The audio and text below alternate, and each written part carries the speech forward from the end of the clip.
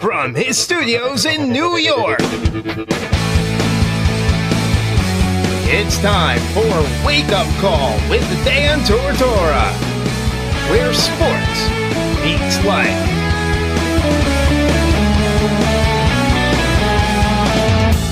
Here's your host, Dan Tortora.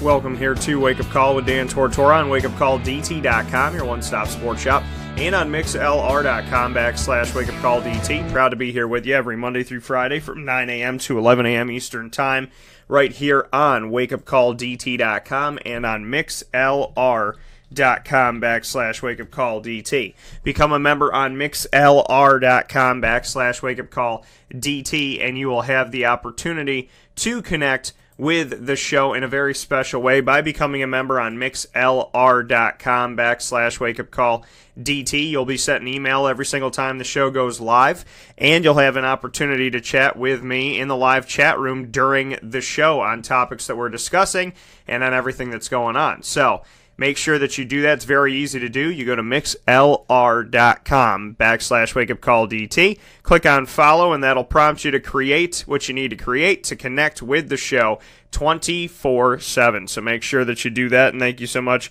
for being a part of the broadcast. And to all the members that we have, I appreciate you very much. There's so much to get into this morning, so much going on, so many conversations to have. So let's jump into the morning menu right now. Here on Wake Up Call with Dan Tortora, Monday through Friday from 9 a.m. to 11 a.m. Eastern Time. We like to start off the show by giving you our menu of topics. The morning menu, that is. Live now with the morning menu is Dan Tortora. Here on Wake Up Call with Dan Tortora on wakeupcalldt.com, your one-stop sports shop, and on mixlr.com/wakeupcalldt. We have a lot to discuss this morning. We already have messages coming in about the NFL draft. The annoying moment of the week is going to start off the show, as it always does every Friday here on Wake Up Call with Dan Tortora. Then we'll get into significant sound bites at 9:30 a.m. Eastern Time. She promised me that I could do this. She kept her word, and I always appreciate this. We've known each other. I've been a broadcaster for 15 years. We've known each other for, I believe, 14 of those 15 years. She was part of the beginning of my broadcasting at Marywood University with MU Courtside, the simulcast TV and radio coverage of NCAA Division III Marywood men's and women's basketball. And now she has moved on to the next chapter of her life, which has taken her to Wilkes University, and that is Tara Macciocco. She'll be joining me at 9:30 a.m. Eastern Time. I wanted to tell her story. She said absolutely, and gave me the opportunity and the chance to be the one that tells her story, moving from Marywood, where she's been for over a decade, over a dozen years, onto the Wilkes University team. And she started over at Wilkes, but became a head coach for the first time at Marywood. So we'll have some time with Tara Macciocco this morning. And in the second hour of the show, I'm going ham on the NFL draft. For those of you that listened, if not, you can always go back and check it out on wakeupcalldt.com. Click on the RSS feed, the downloadable app powered by Podbean, the iTunes podcast, whatever. Or you can go straight to wakeupcalldt.podbean, podbean.com, and check out the show there. Our mock draft between myself and Mike Sofka of Hall of Fame FantasyFootball.com. So I told you, everybody, where I thought they would go, who I thought they would take, position-wise, this, that, and the other thing. Mike and I agreed on a bunch of the picks, and if we didn't have the exact names, we agreed most of the time on the position that a team should be choosing. But the draft was insane last night. It was crazy last night. The only thing crazier than the draft was Avengers Infinity War. And no spoilers here today, folks, so don't worry. But it was just absolutely, positively, totally insane. The trades, the moves, the people that were picked up, the positions that people drafted, what the Cleveland Browns did. It's insane. Folks, all I can say to you is buckle in your seats for the second hour of the show, 10 to 11 a.m. Eastern Time, because we're going to go cray-cray on the NFL Draft Round 1. We're going to have a lot of fun with this. Johnny's already commenting, our Central New York Detroit Lions fan. It wasn't the lineman that I thought it was going to be, but I like the pick. We need help in the run game, and to top it off, we need to keep Stafford upright. Church on that one, brother. But that's where we stand as we head into this one. I'm ecstatic. I am ecstatic this morning. Absolutely ecstatic about the opportunity to speak draft with you. So this is going to be a lot of fun. We're going to have a great time with it. I mean, I got to line up who I said was going to get drafted. I have to line that up with who actually got drafted and just go through this thing with you folks. I mean, this is a little bit insane. The trading and everything that went on, it's insane. And the Cleveland Browns, we'll get into it. I don't want to get too deep into it right now, but I'm just going to say, Cleveland, you and I have to have a conversation, okay? Because do you want to be good? Do you want to win football games? Do you want to play in the NFL? Do you want to be successful in the NFL? Did you research the draft at all this year? Did you know what positions you needed? Did you remember what team you were drafting for?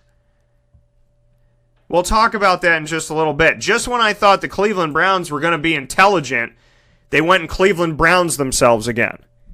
Just when I thought the Cleveland Browns had some knowledge and wisdom,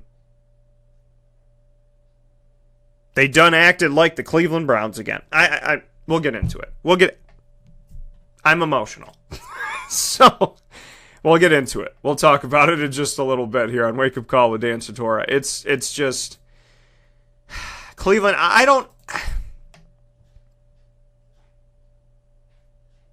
if you're committed to losing, I understand your picks. Let me just say that much. If you're committed to losing football games, I understand your tournament, the way that you went about. We'll talk about it. I respect the people that they chose. Not for Cleveland, though. It's just... We'll talk about it. I'm having a moment. We'll talk about it. And the thing is, I'm not sitting here as a Cleveland fan. I'm an impartial broadcaster. I'm speaking truth and knowledge here. I'm hoping that... I'm emotional today. That's what Ecto Core said. Ecto Core, there's a reason why I'm emotional today, okay? Let's get into the annoying moment of the week. I'll tell you why. Dan Tortora proudly brings you... Is that for real? Are you kidding me? The annoying moment of the week. I really, honestly, I don't know how to respond to this. Presented by Carvel, DeWitt, 4322 East Genesee Street. It's what happy tastes like. Do you have to be that crazy? I guess so.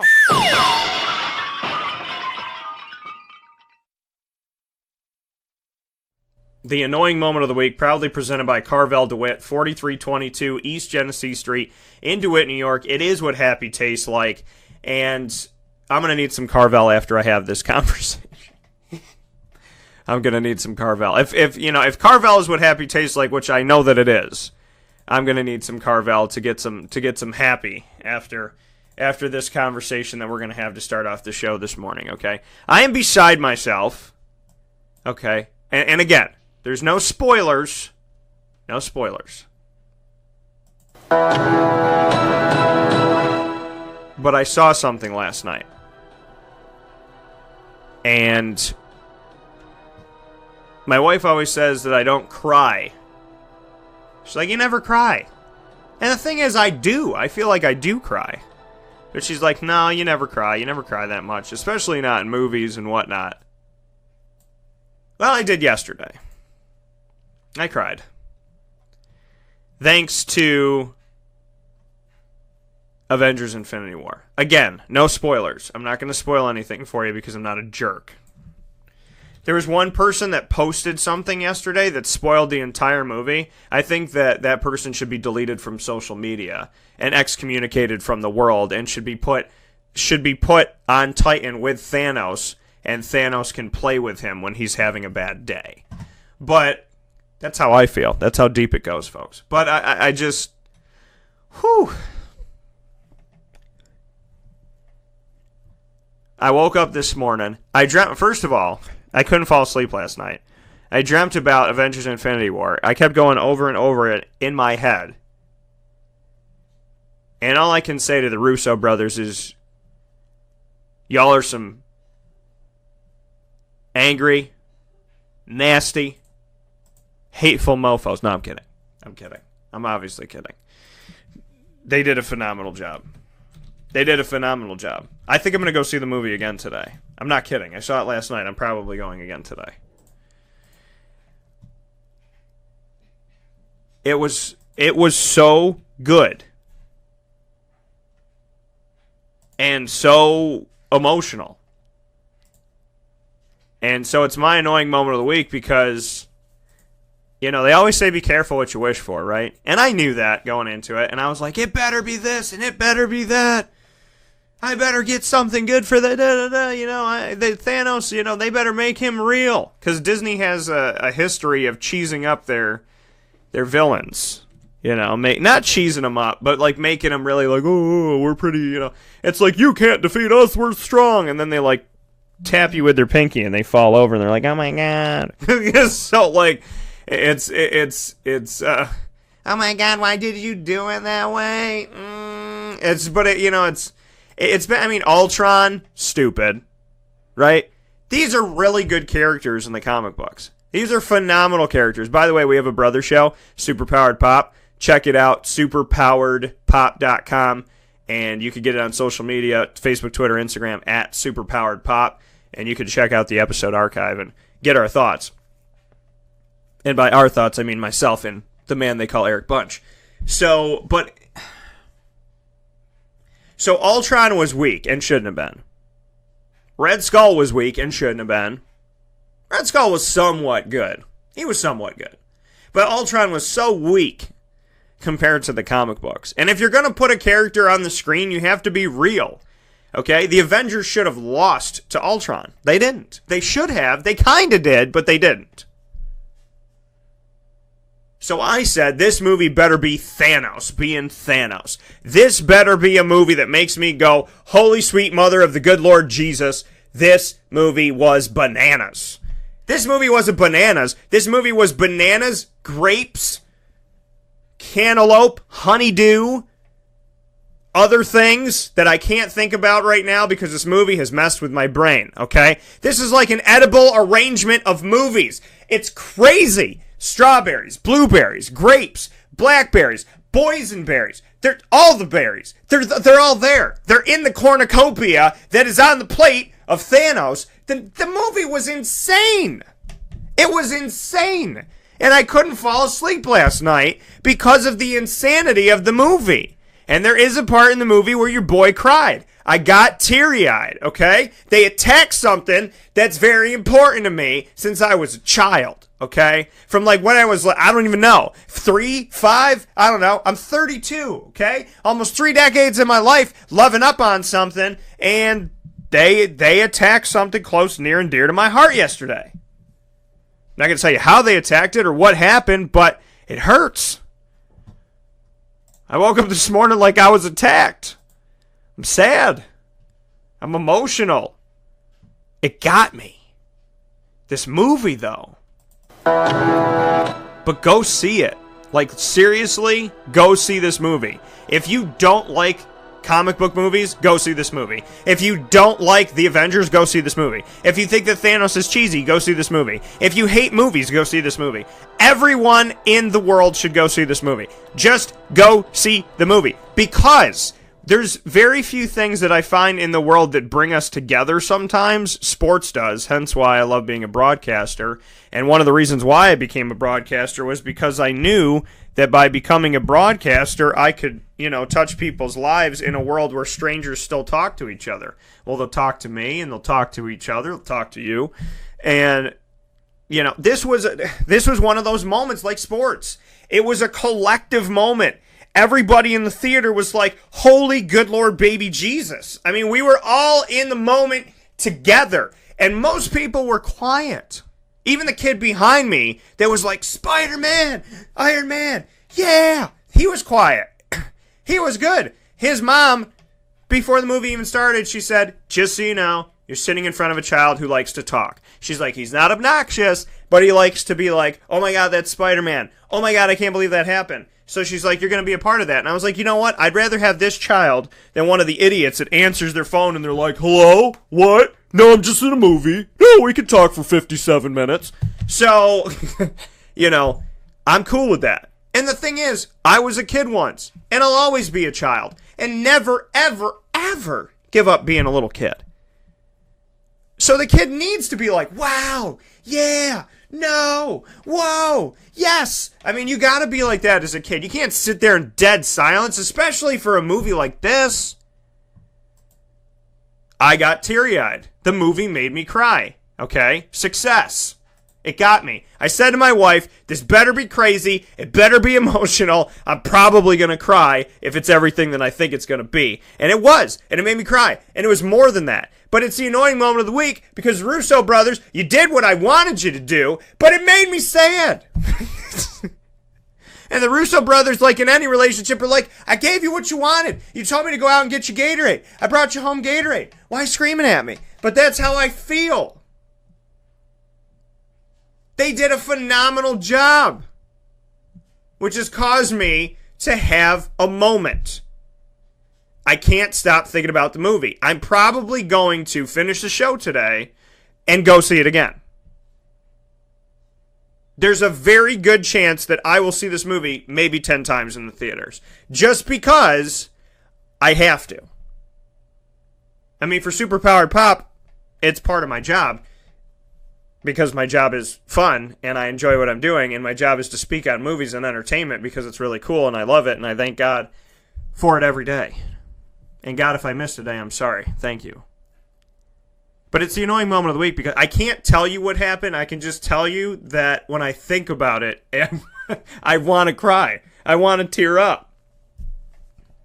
It got me. It was so good. Dang it. It was so good. And I'm sitting there like, why is life like this? You know, just losing it. I wasn't that bad. I was worse. No, I'm kidding. I did tear up, though. You know, they pulled at my heartstrings. And I'm walking in the movie going, you know, I don't think this is going to happen or this is going to happen. And then things start going down and I'm like, holy good Jesus. It was kind of like the NFL draft. I didn't think that certain things are going to happen, and then they happen. The difference is that this is Marvel, and the movie is a movie, and they can do whatever they want to do with it. The reality of it all is the Cleveland Browns are stupid. They're stupid. Where is... I can't, okay? You want to get me to stop crying over Avengers Infinity War, show me the Cleveland Browns draft picks. Total crazy, awesome Avengers Infinity War, throwing me all over the place, doing things I didn't think they would do. The NFL draft threw me all over the place and did things that I didn't think that they would do. The Cleveland Browns, who are you trying to beat? The Browns? The only team the Cleveland Browns beat in the draft was the Browns. The only team that the Cleveland Browns beat last season were the Browns. They had a party for sucking. They had an 0-16, we suck so bad, we can't beat anybody but ourselves party. That's a horrible party to have. And somebody paid to sponsor it.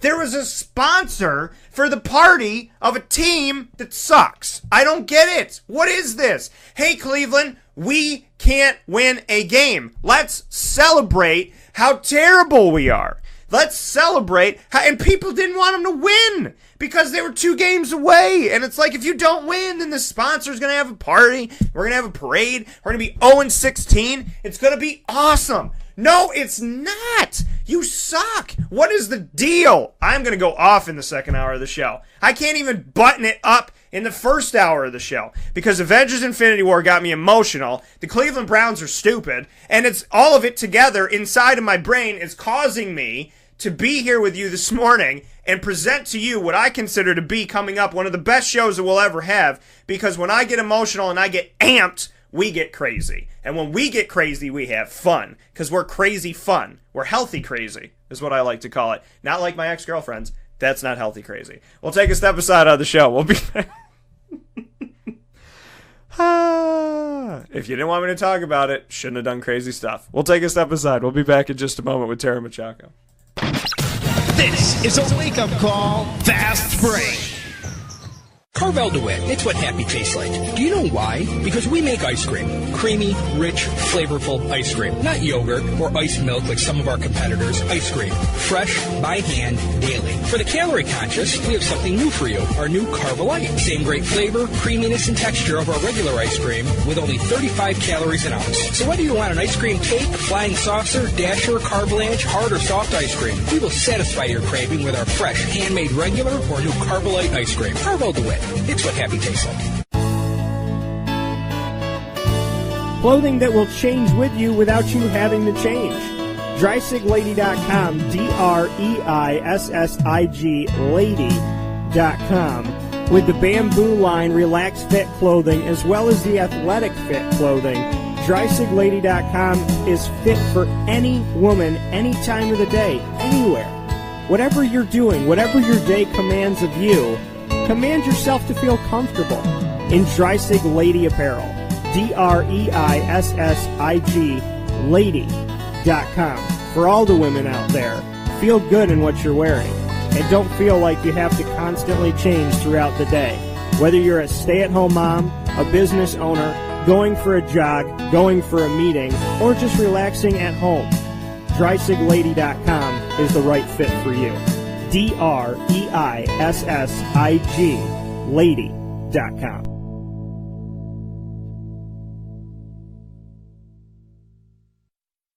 Welcome back here to Wake Up Call with Dan Tortora on wakeupcalldt.com, your one-stop sports shop, and on mixlr.com/wakeupcalldt. On the broadcast right now is somebody who is no stranger to it. For as long as she has, for almost as long as I've been a professional broadcaster, I've known this woman, and this is Tara Macciocco, phenomenal coach, phenomenal person, very hardworking, determined, positive, extremely humble. When I say nice things about her, I think it's hard for her to say anything other than to give credit to her team and the assistant coaches and whatnot. But you know, this is somebody that I respect, and when the move was made to leave Marywood and go to Wilkes and start a new chapter in her coaching career and in her life, and at the same time stay in the same community and not have to leave family and whatnot, it's an awesome opportunity. And all I said to Tara when she said that she was taking this opportunity, I said, please let me be the one to tell your story. And she said, of course. And it is that relationship and that connection and that bond that we as human beings should look for, to find good people, to live by your word, and to be proud of somebody when they move forward into the next chapter of their life, especially when they're working as hard as Tara is. So with that being said, I am more than proud to usher in a new history, a new opportunity, and like I told Tara, a new team that I have to cover. Tara Macciocco with Wilkes University, the women's basketball head coach, starting from here forward. Tara, how you doing today? Good. Thanks for having me on, Dan. I appreciate all those kind words.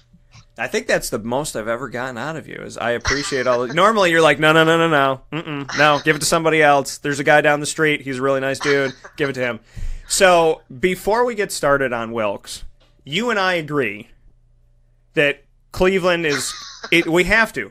We agree that it's Johnny Manziel 2.0. I have to bring this up because I hope you stick around and have some moments in the second hour of the show, or I can send you the archive, because I'm about to, listen, Baker Mayfield, I respect you, but I'm going to have a moment in a little bit. What do you think about Johnny Manziel 2.0? Well, I don't follow the NFL all that much, except now I will become a huge Giants fan. But I completely agree with you. I thought the exact same thing when they drafted Mayfield, was that it was a Johnny Manziel round 2. So it should be interesting to see how that plays out. And you're going to become a Giants fan because I know you're a Penn State fan. Yes, definitely. I kind of jumped on the Eagles bandwagon last year, but I was very excited to see that Barkley went to the Giants. I was a Giants fan growing up as a little kid, so now I feel like I could go back and get some blue and red and become an actual NFL fan now. And when you, I mean, and Penn State, bring me the connection to that. What connected you as a Penn State fan way back? Well, I mean, growing up in the area that I grew up in Scranton area, huge Penn State area. So always was a Penn State football fan. Ended up being able to go to school there, and I think ever since I've graduated there, you kind of still bleed the blue and white, and you follow their football team like crazy, and you try to get back there as much as you can. It's just an unbelievable atmosphere, unbelievable program. They talk about success with honor. I think that's outstanding that they still preach that, even from the days of Paterno.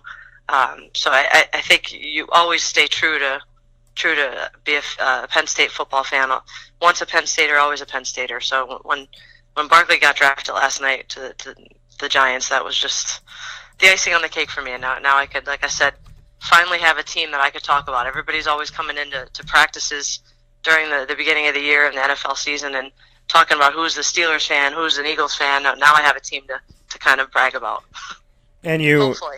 you could have and should have been a Jaguars fan because Paul Posluszny from Penn State was there for a long time as well. So yes, I was a fan of Paul's. I just didn't get into it as much. I think I've followed Barkley a lot more than I have followed in the past. So I think he's a great guy. I think he's an unbelievable athlete, terrific work ethic.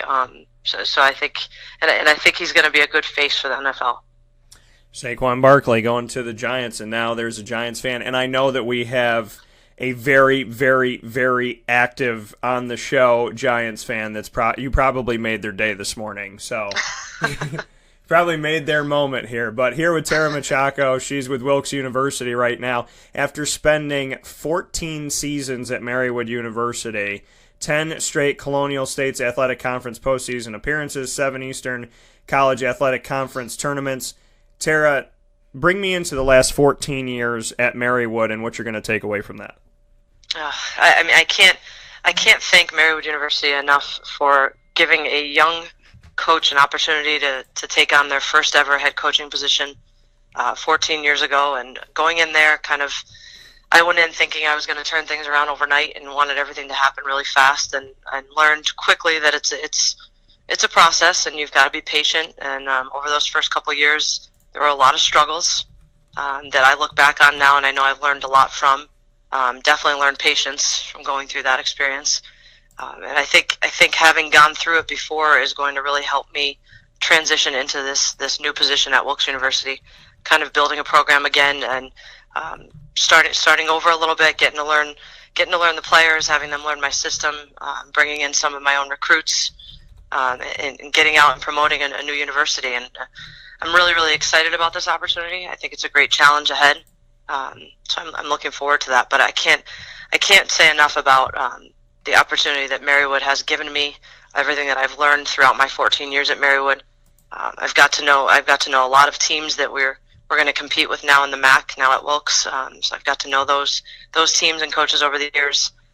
The people at Marywood, I will always be very, very close with most of our coaches that we've worked with. There's coaches that have left before me that I still keep in contact with, and I know that everybody that is still there, I know that I will still rely on them, and they'll rely on me. So the relationships that have been built are lifelong relationships. So I appreciate all of that as well. And when you have those relationships as you move forward and everything that you've had from Marywood, like you said, having the relationships, bringing over some recruits with you, you're not going too far away. You're staying in the same area. So with that being said, just what you could say about the recruiting side of it, those relationships that you built to say, hey, you were coming to play for me and I'm staying in the region, I'm staying in this area. So to keep those recruits and to tell them, instead of maybe driving 20 minutes this way, it's 20 minutes that way, just what that experience has been like, because obviously that's unique. Yeah, well, I think it was unique even to backtrack a little bit. I started my coaching career at Wilkes. I was an assistant coach for 3 years right after grad school.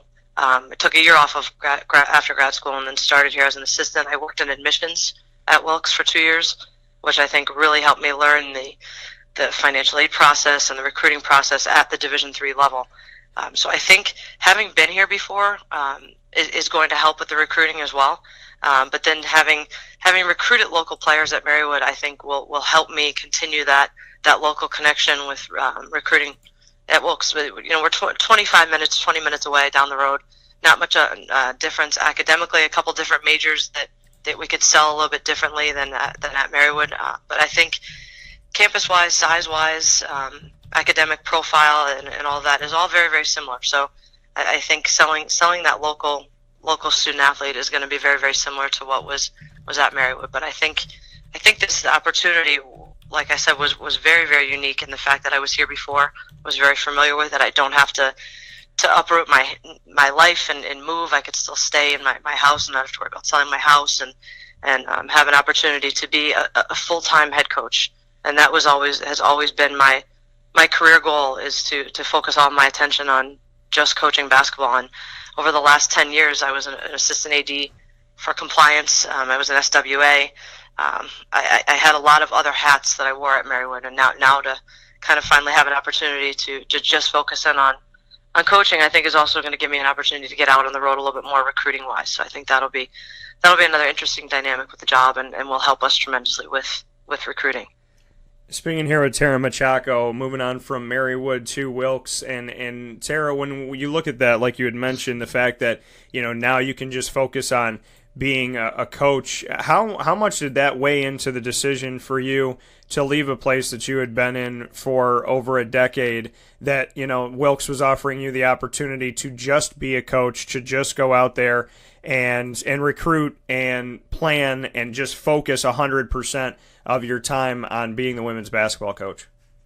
Yeah, I mean, obviously the initial draw to the position was that I had been here, and I really loved the time that I spent here. That was the initial draw when the job opened up. But I think the added incentive, obviously, is that everybody that is in the coaching world would love to focus strictly in on coaching. We all know that at the Division III level, it's difficult to do that. You have to wear many hats. You have to do multiple responsibilities. And for this opportunity to be able to come in here and just focus in on coaching, really, really kind of sold me on the position.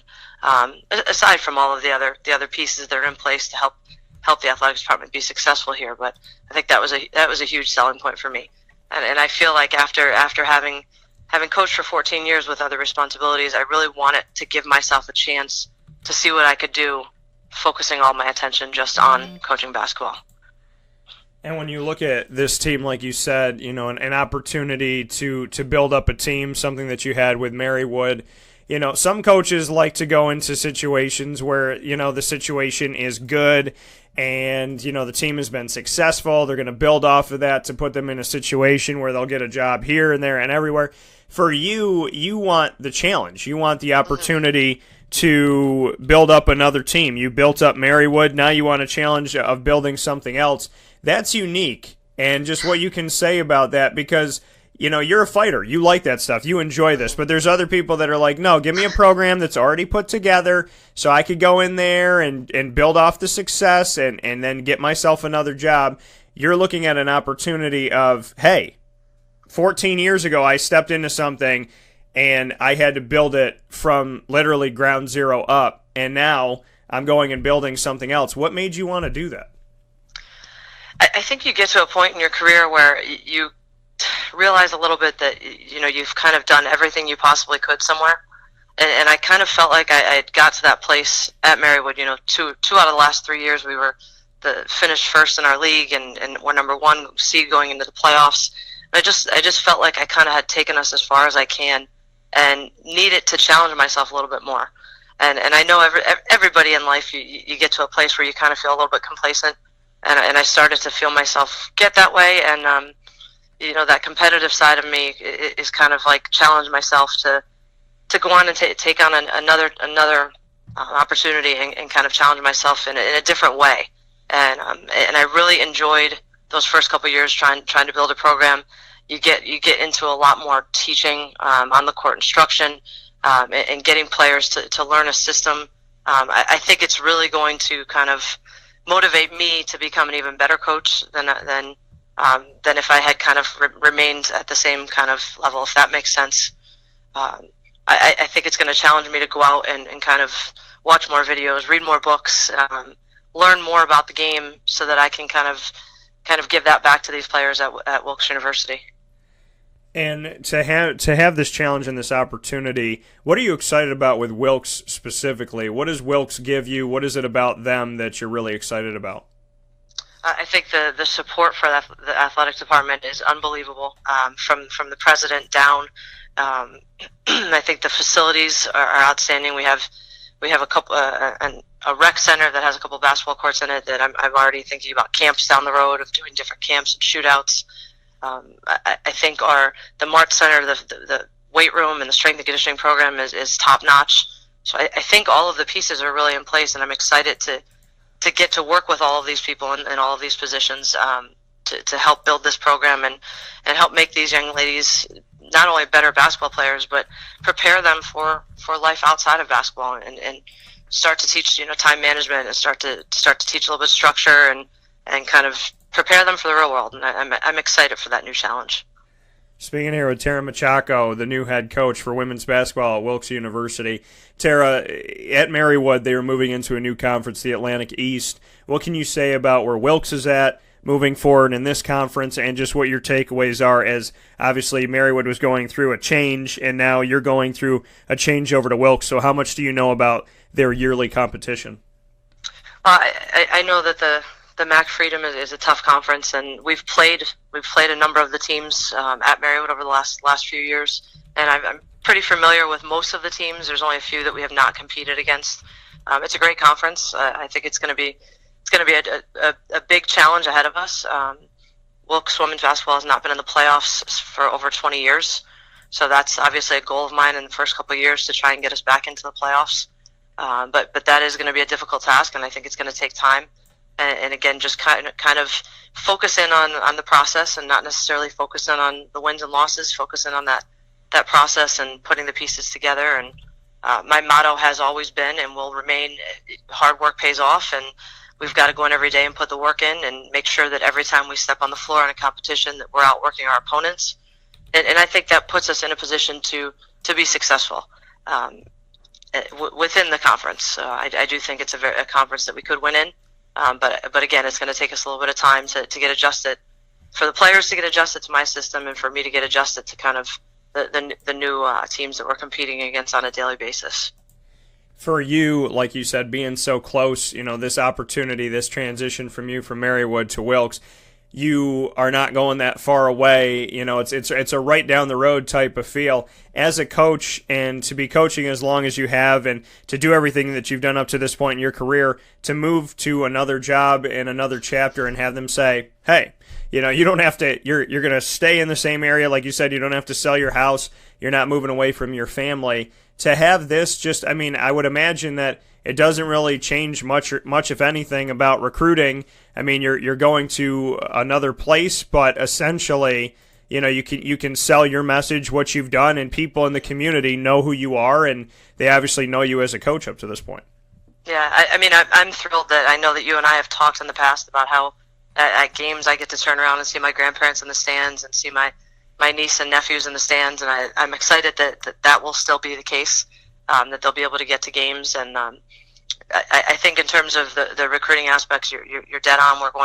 I'm going to try and recruit the same areas, but I do think that Wilkes does draw from some other areas that Marywood did not. So I think I'll have to learn a little bit about some of those areas to get out and hit some of those. But I'm hoping that also Wilkes had not drawn from a few areas that maybe I had reached out to at Marywood, and kind of used those connections with the relationships that I've built in those areas to try and continue to draw student athletes right down the road.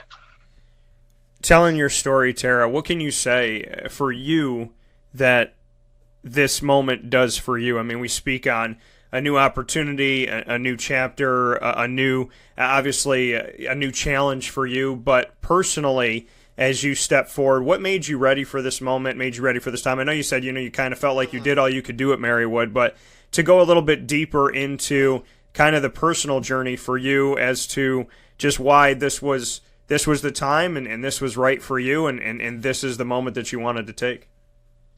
You know what? I think I feel refreshed, and I don't mean anything negatively towards Marywood at all, but I do feel like I have kind of a little bit of a new life and a new energy about coming into this program and coming into the university and taking on a new challenge.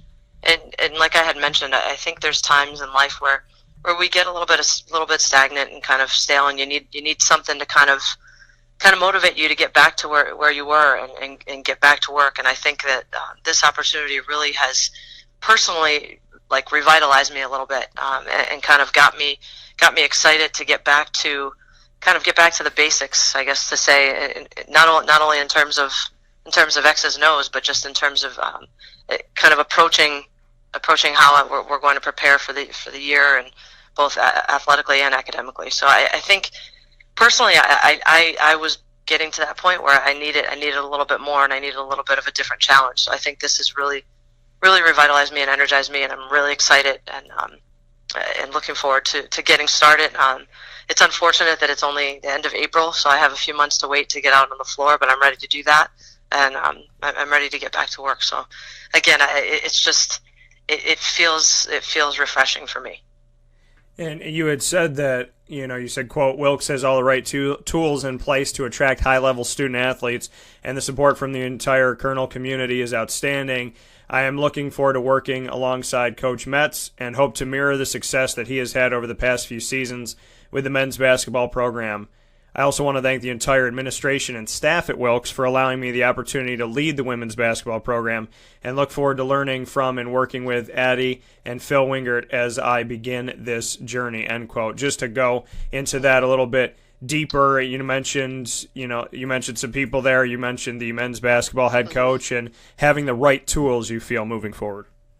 Yeah, I mean, I think Coach Metz came in here and he did an outstanding job, and in those first couple of years, completely took the program in a different direction, and had an outstanding year last year. I believe he was a D3 hoops or a regional coach of the year, which is outstanding. And I think he did everything the right way throughout this process. He's been very helpful, and I'm really looking forward to working alongside of him. And like I had said, kind of mirroring his approach and kind of sitting with him and learning how he did things here when he first started 4 years ago.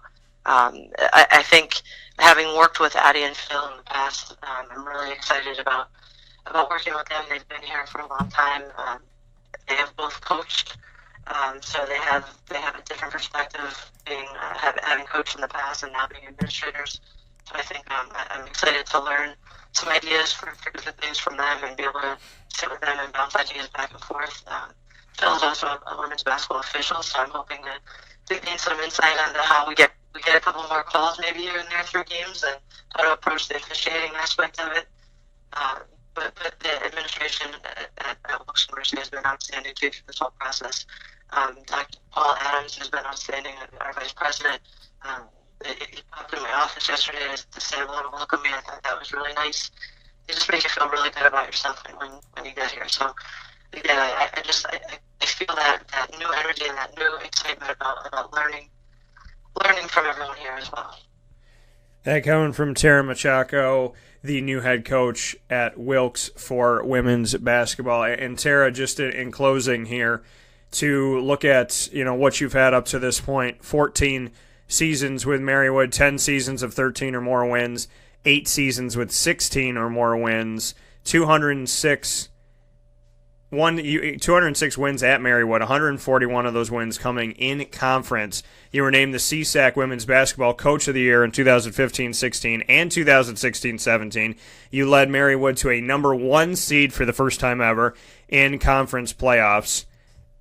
I know that when it comes to accolades and the things that you have done, like I said, you're very humble with it, but there is a large, I mean, you are Marywood basketball for the women's side. I mean, the history is you. So whoever steps in there from here, you've built so much, you've done so much with that. To look back on those moments and building that up, I mean, you became the head coach to represent the program for the first time, and then move forward with everything and all the successes that I just named. Just to look at that and to know that historically you will always be first, and also historically, there's a lot to make up for with you not being there anymore.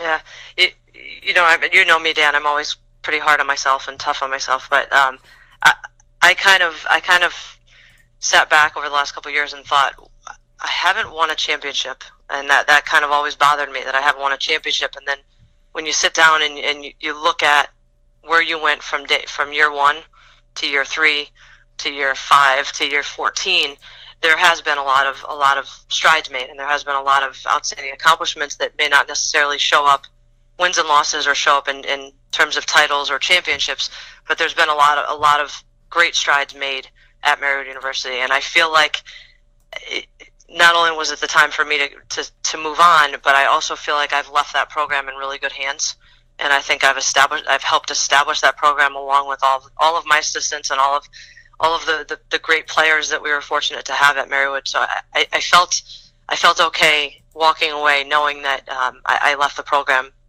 in good hands. So I will always be very, very proud.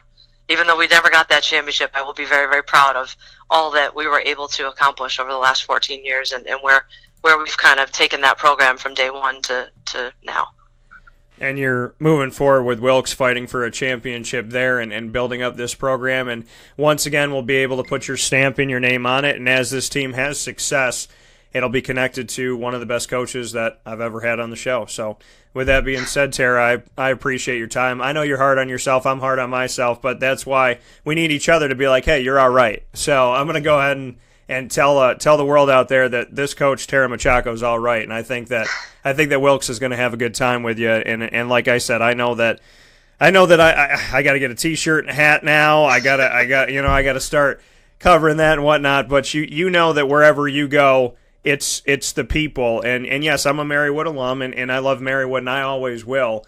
And Marywood means the world to me. And at the same time, the relationships that you make in life mean the world to you too. So, Tara, you could tell me that you're coaching in Puerto Rico or Hawaii or whatever. And you know what? Maybe in the future, maybe Hawaii is the place, because I will be more than happy to go down there. But wherever you go, all jokes aside, you know that you have my support.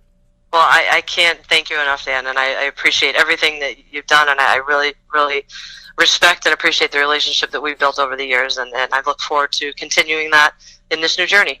Absolutely. So take care of yourself. Enjoy Saquon Barkley, and have a good weekend. And I'm looking forward to hearing the next hour of your show. It is going to be something to remember, Tara. I'll tell you that much. So I appreciate it, and I thank you for being a part of it, and enjoy your first weekend as the head coach of Wilkes. Thanks so much, Dan. I appreciate it. All right, take care. Bye-bye. Bye. That coming from Tara Macciocco once again of the Wilkes University Colonels women's basketball head coach for the first time ever. She officially took the job yesterday, and she officially kept her word and let me tell her story today. So, thank you to Tara for all that she has done, for the amazing work that she did for my alma mater of Marywood University, who nobody, I'm not going to let it happen to the best of my ability. Nobody can forget what Tara did at Marywood. Nobody. If you do, you're insane. So, to the next head coach, I'm hoping the best for my alma mater. But may we never forget the history and what Tara Macciocco did at Marywood University. And I can't wait to see what she's going to do at Wilkes. And like I said, it's the people. It's the people. I tell guys all the time, and it's not even just sports. I tell the guys all the time, if you go and play a different sport or become a janitor or a flight attendant, or a doctor, broadcaster, whatever, you always have a place here on the show. Sonny Spira, one of the guys that I had the most fun with, one of the people I had the most fun with here on the show. Sonny Spira played Syracuse basketball, played for the team, went up against Michael Jordan, and he works at a dental office now in Binghamton, New York. And I don't care what he would do in the community, however he's helping the community, always be a part of the show. Always be a part of the show.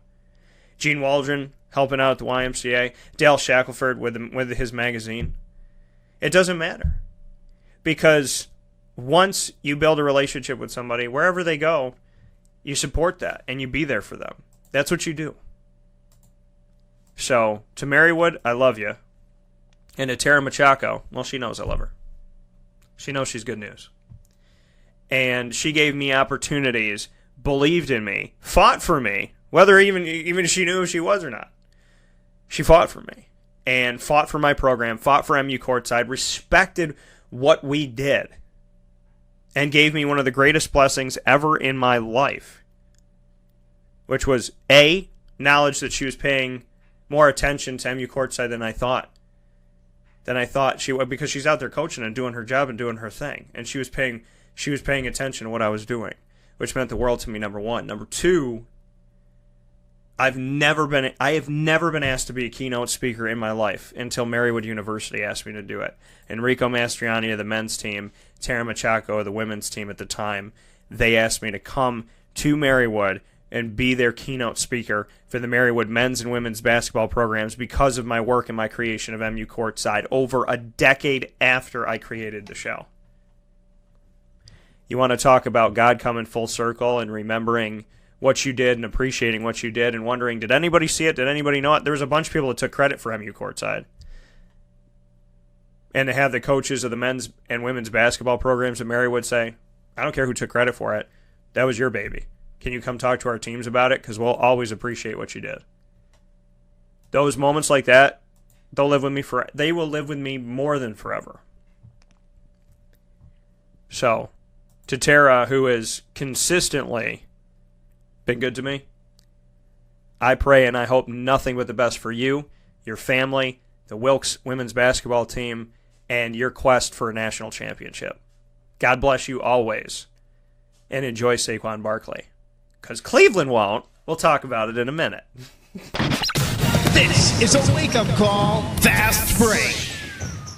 This is Jimmer Sikowski, owner-operator of Chick-fil-A Cicero, 7916 Brewerton Road in Cicero, right in front of the Home Depot.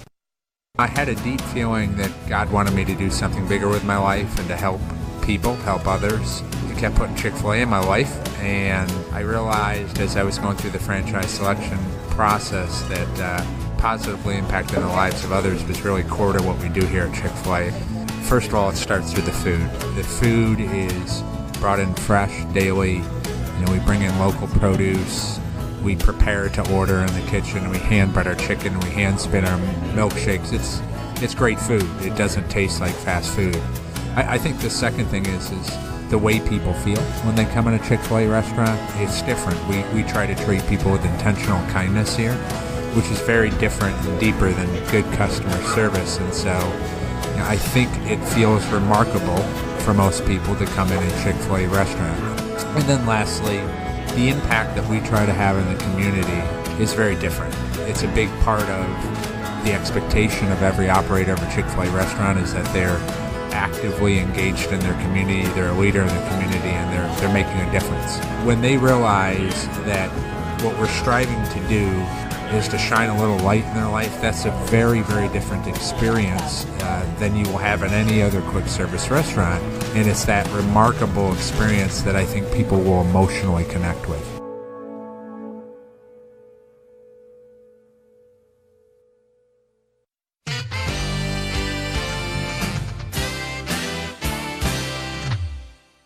Hi, this is Domenico Vitali, owner of Giovanni's Formal Wear, where you look great and feel even better with our renowned tailoring and alteration services on any suit or any tuxedo from anywhere. Call 315-455-8729. That's 315-455-8729. Stop in locally on Route 11 in North Syracuse, next to the Ponderosa Plaza, where you could choose your style, get fitted, and tailored, all at Giovanni's Formal Wear.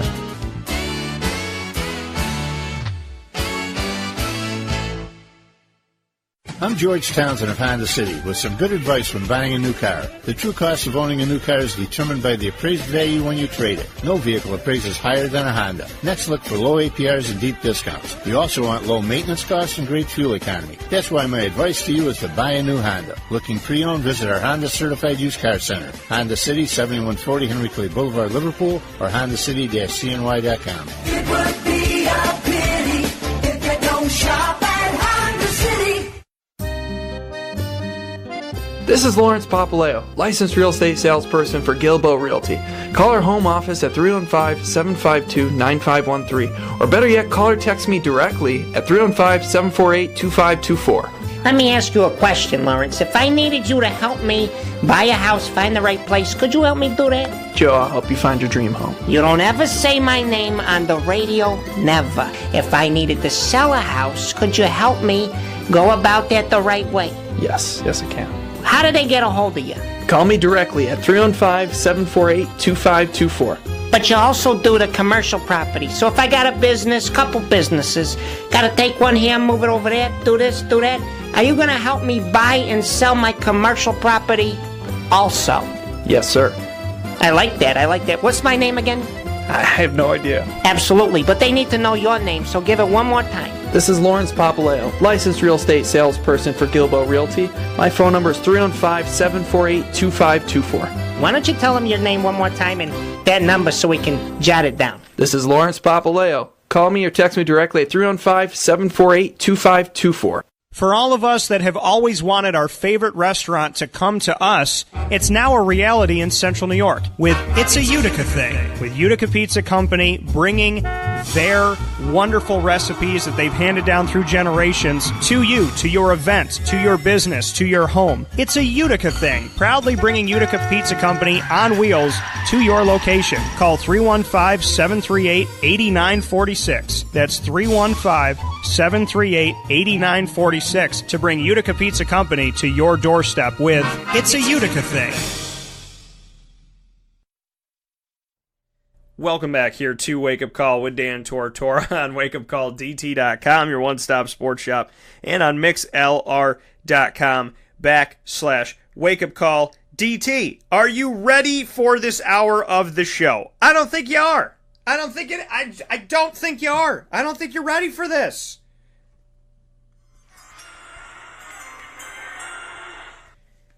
With the first pick, let's do it again. With the first pick of the NFL draft for 2018, let me make sure the pick is in.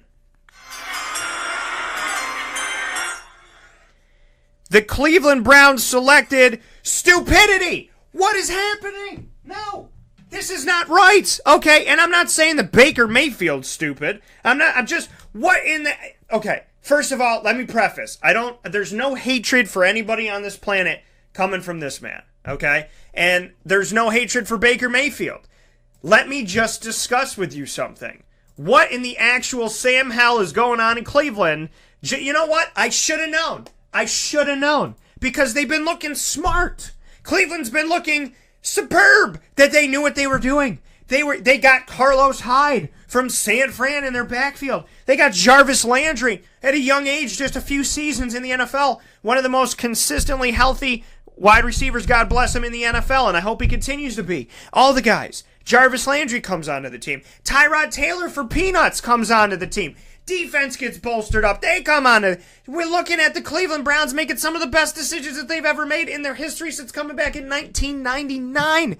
And I said, oh my goodness, the Cleveland Browns are smart. Holy good Lord Jesus, the Cleveland Browns are smart. If there was ever a sign of the apocalypse, besides the fact that it snowed in Syracuse, New York until almost the end of April, it is that the Cleveland Browns are making good decisions. But fear not, folks. Thanos is not coming to Syracuse. He's not coming to Central New York and upstate New York. Thanos is not coming to the world because the Cleveland Browns still suck at making decisions, okay? If they had had a good draft on top of a good offseason of trades and free agency, I would say, sweet mother sign of the apocalypse, get everybody ready and let's be prepared for what's about to come. But the Cleveland Browns, I should have known.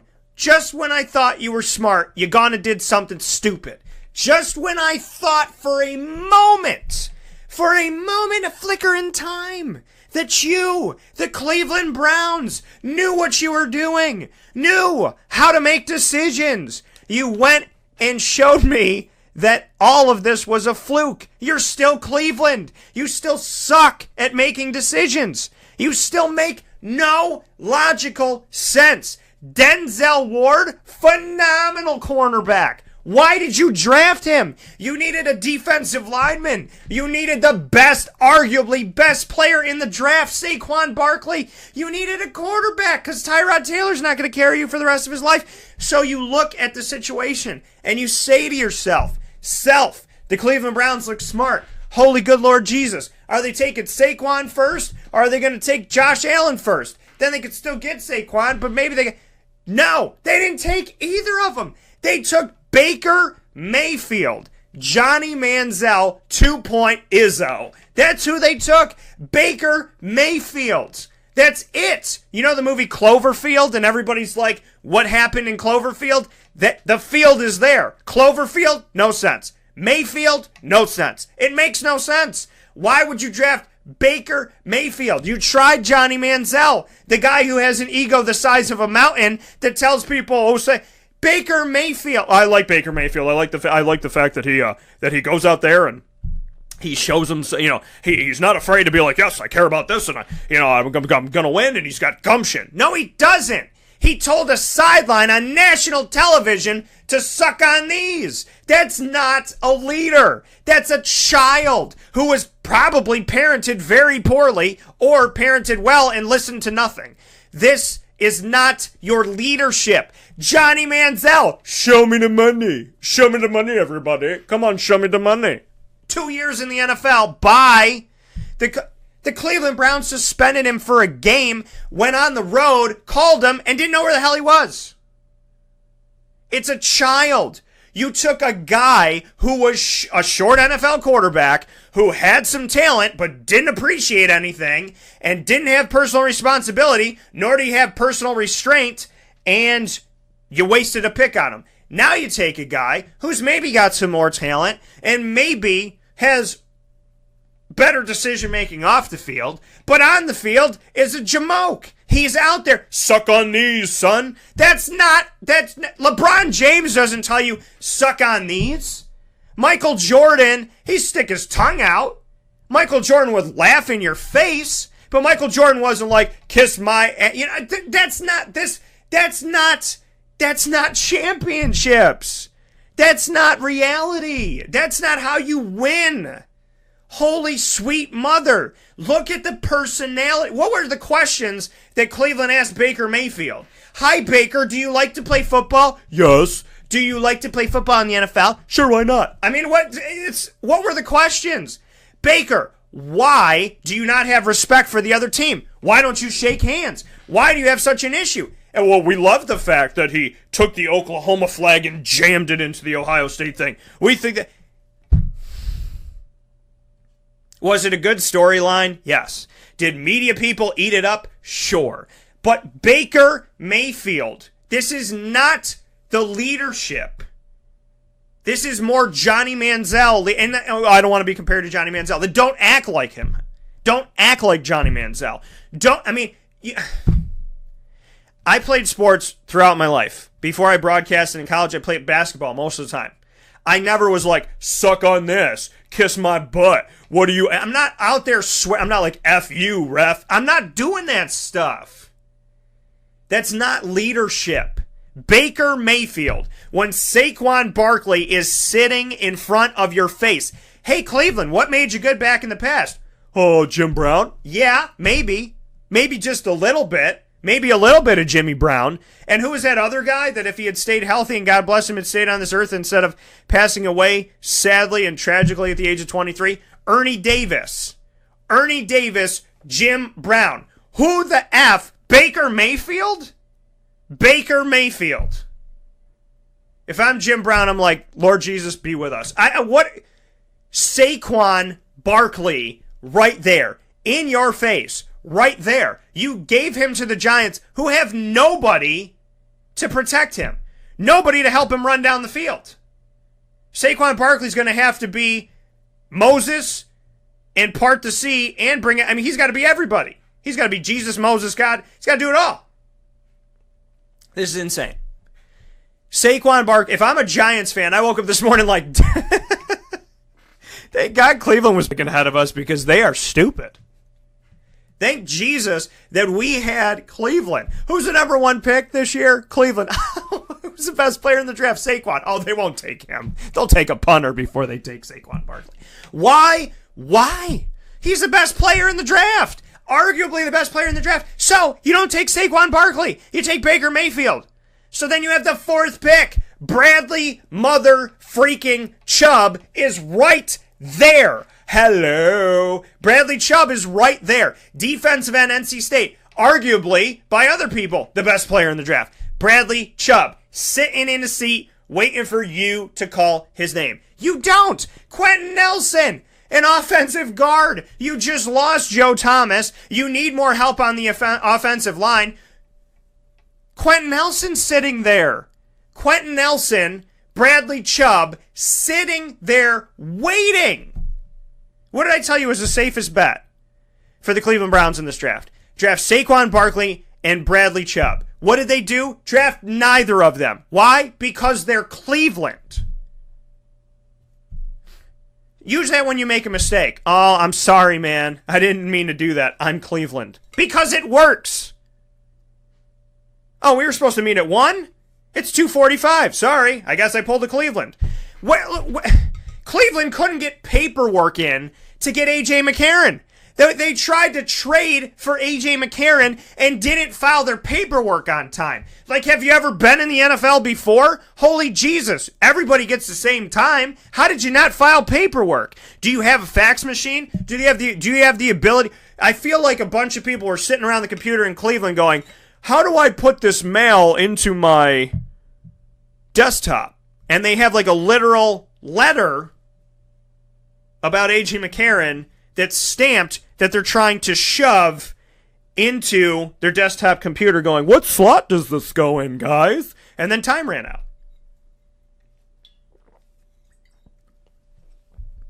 You may think this morning that I'm having a mutiny of Cleveland. I'm not. Cleveland did that to themselves already. You can't burn down something that has already been burnt, okay? Cleveland, safest bet. Saquon Barkley, Bradley Chubb. Who did you draft? Baker Mayfield and Denzel Ward? Why? What? Why? You thought in your brain that the 4th overall pick for you, 0-16 Cleveland, is to get a cornerback. You had Joe Hayden. How'd that work out? One of the best players on your team, you let him go to the division. He went to Pittsburgh. How stupid is Cleveland? Who have your quarterbacks been? Brandon Whedon, Josh McCown, or Luke McCown, or the McCown brothers, Johnny Manziel,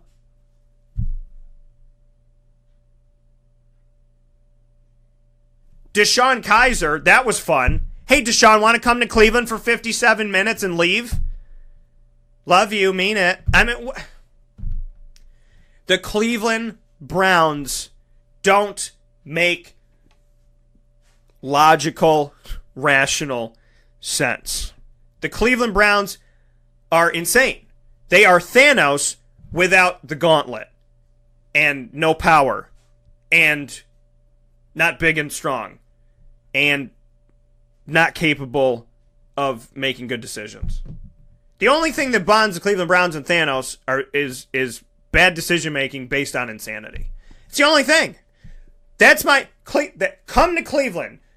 Come to the Cleveland Browns, home of bad decisions based on insanity. That's it. Bad decisions based on insanity. That's the Cleveland Browns. They don't make sense. Why? Baker Mayfield. Holy crap! Seriously, what? I mean, and again, this is not an attack on Baker Mayfield the person. Okay, this is not me saying I hate Baker Mayfield. Okay, and everybody that knows me knows that I don't hate Baker Mayfield at all. I don't hate anybody. I have no qualms with Baker Mayfield. I'm just saying to Cleveland, the attitude of Baker Mayfield is not of a man who has maturity. You just drafted a quarterback who had no maturity. In between that, you drafted Deshaun Kaiser, who you decided, don't really care. And he didn't even spend a year in Cleveland, and you shipped him off to Green Bay. So, the Jets get Sam Darnold, laughing in your face. The Giants get Saquon Barkley, laughing in your face. The Bills trade up to get Josh Allen, laughing in your face. Quentin Nelson goes where I thought he would go, to the Colts, laughing in your face. The Broncos get a huge defensive end after losing some of their linemen after the Super Bowl. in Bradley Chubb laughing in your face.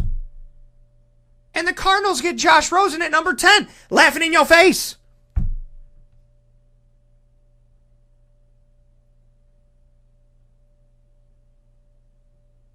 I don't get it.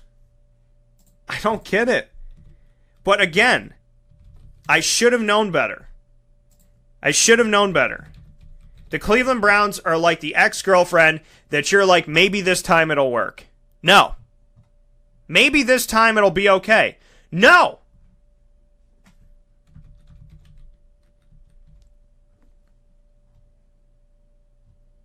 Maybe, just maybe. No.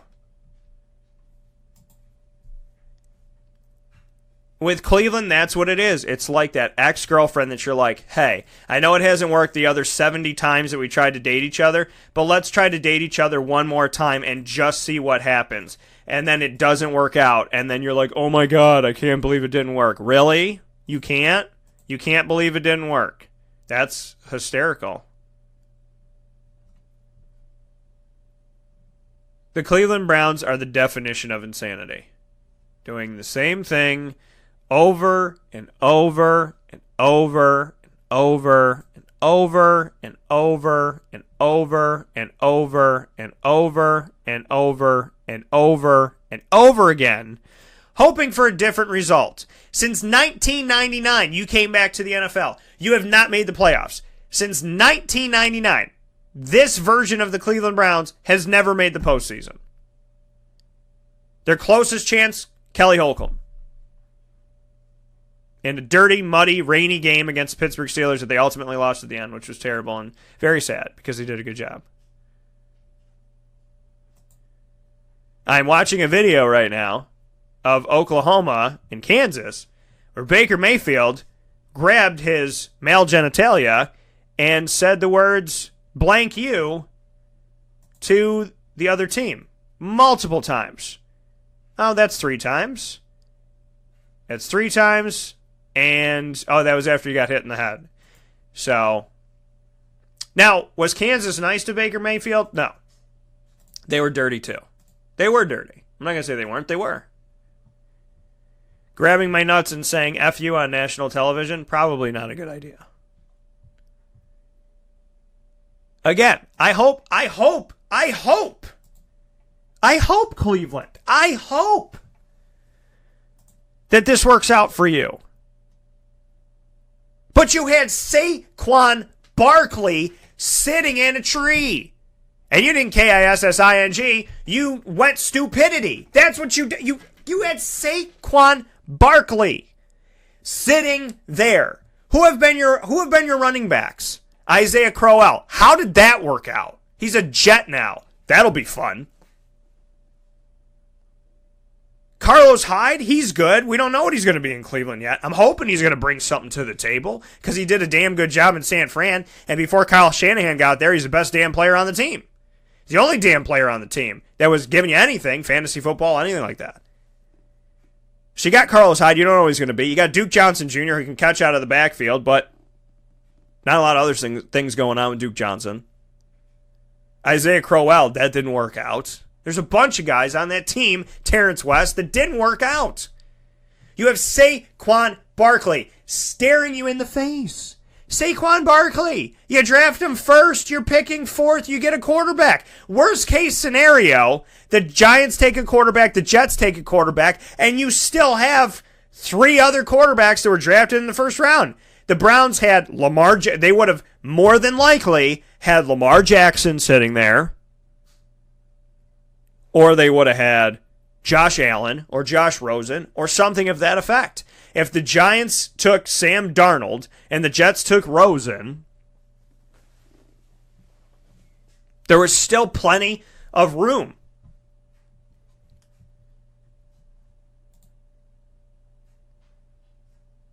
I have nothing. I do. Safest play, Saquon Barkley, Bradley Chubb. What I thought they were going to do, Saquon Barkley draft a quarterback. Probably Josh Allen. What they did do,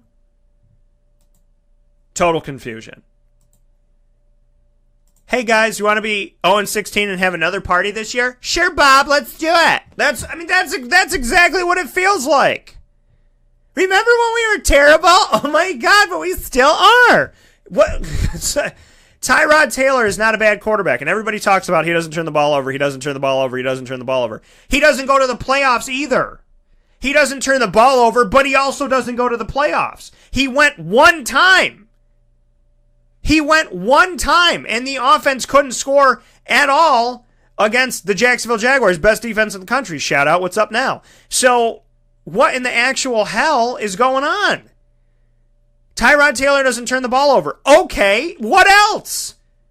Does he throw the deep ball? Does he utilize his receivers to the best of his ability? No. Does he throw the outside route and put a guy on the sideline 70 yards down the field? No. Does he command an offense that is consistently bringing it to the other team? No. Is he the dual threat that I thought he was? No. Then what are you doing? What are you doing? You have Jarvis Landry, Josh Gordon, Corey Coleman. You need to throw the damn ball down the damn field. You got to do it. Every time I hear anything about anytime I turn on the television, Tyrod Taylor's not a bad pickup because he doesn't turn the ball over. He also doesn't win a lot of games.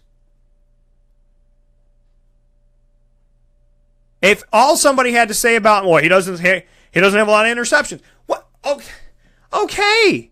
He doesn't have a lot of interceptions. Does he have a lot of touchdowns? Does he have a lot of wins? This team is 0-16. They don't need a guy who doesn't turn the ball over. They need a guy who doesn't turn the ball over, and then wins the game. It's so stupid. Tyrod Taylor had Zay Jones from East Carolina, okay, as a rookie last year. You didn't hear Zay Jones' name more than once or twice. Why? Because there's no ball being thrown down the field. Zay Jones played every single wide receiver position at East Carolina, from my knowledge, went all over the place, all over the field, did whatever he needed to do. Whatever he needed to do. He is the all-time career reception yards leader in NCAA football history. And you didn't hear about him more than one time. What does that say about Tyrod Taylor?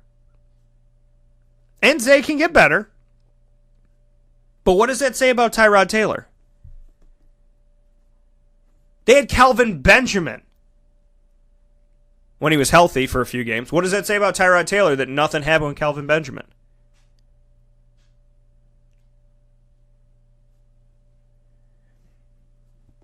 What does it say about Tyrod Taylor that when he went out of the game against Jacksonville in the AFC wildcard round, that friggin' Nate Peterman, who had made 972 mistakes up to that point, looked good before he threw his interception? Granted, I understand he turned the ball over, but he looked damn good. He ran the ball for like 15 yards.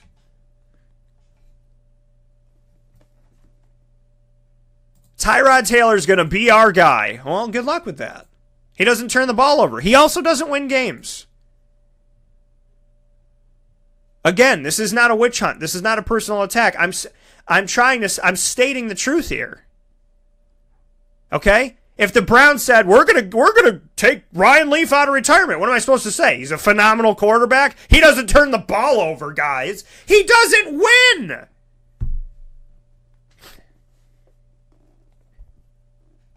Cleveland is 0-16. The sad part is, if they win one game this year, I feel like a lot of people in the dog pound will be like, hey, it's not a bad season. Not a bad season. But it's like, glass half full, God bless you. But I'm looking at this thing going, what? Why? Bradley Chubb, Saquon Barkley, Josh Allen, Josh Rosen, Sam Darnold, Baker Mayfield, and a cornerback. Have fun, Cleveland. I don't get it. I don't. We have other people to talk about in this draft. We'll do that in just a moment here at Wake Up Call with Dan Tortora. I can't let Cleveland be the whole thing, but they definitely could be. We'll be back in just a second here on Wake Up Call with Dan Tortora. And by the way, Cleveland, I love you, okay? This has nothing to do with the city. This has to do with stupid decision-making. And if you think that I'm wrong, tell me when you've been to the playoffs since 1999, and then we can discuss that. This is a wake-up call, fast break. Gear up with the real deal at Dreisig Apparel, creating what people are going to see and learn about you before they even meet you. Gear up for what you need for your team, business, or event. To look professional, look good, and feel good, outfit yourself at DreisigApparel.com. That's DREISSIG Apparel.com. The only place to gear up with the real deal. What's the universal language of a fan? Clapping your hands. With Fan Hands, the ultimate sports fan accessory, find your team color, slip them on, and start cheering on your favorite team with 11 different colors, always in stock on fanhands.com, where you'll find the ultimate sports fan accessory. Real fans wear Fan Hands. Utica Pizza Company spells family. Your family, my family, their family. The recipes that they have shared with each other throughout the years and have now been so gracious to share them with us. I can sit here and talk with you about all the great things that are on the menu. We'd be here forever. So let me say this. Utica Pizza Company is second to none. And now you can bring it home with you and you can dine in the restaurant. UticaPizzaCompany.com will give you all the information that you need. And let me say, these Utica greens, they're the best. Utica Pizza Company. Call them and place your order at 315-214-3060. That's 315-214-3060. Families break bread at Utica Pizza Company.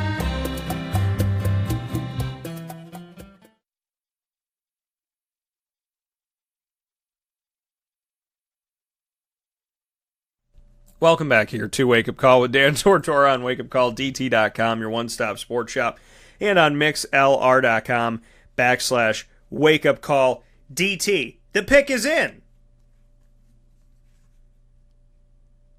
folks. And it is that Cleveland once again amuses themselves, but nobody else. I don't get it. It's crazy. So this is how the top 10 went. Number 1, Baker Mayfield to the Browns. Didn't agree with that. Thought it should have been Saquon Barkley. Number 2, Saquon Barkley to the Giants. Why? Because the Giants aren't stupid. I thought they would go with Sam Darnold, so he was still left, which knocked the dominoes to 3 for the Jets, who were thinking Josh Rosen was going to be there, but not Sam Darnold potentially. So they take Darnold. So when Baker Mayfield goes 1 instead of when Baker Mayfield goes 1 instead of Barkley, that leaves the Giants saying, okay, we'll take Barkley. Which leaves the Jets saying, okay, we'll take Darnold. Which leaves the Browns saying, okay, we'll not follow suit. We will not make the dominoes fall where they may.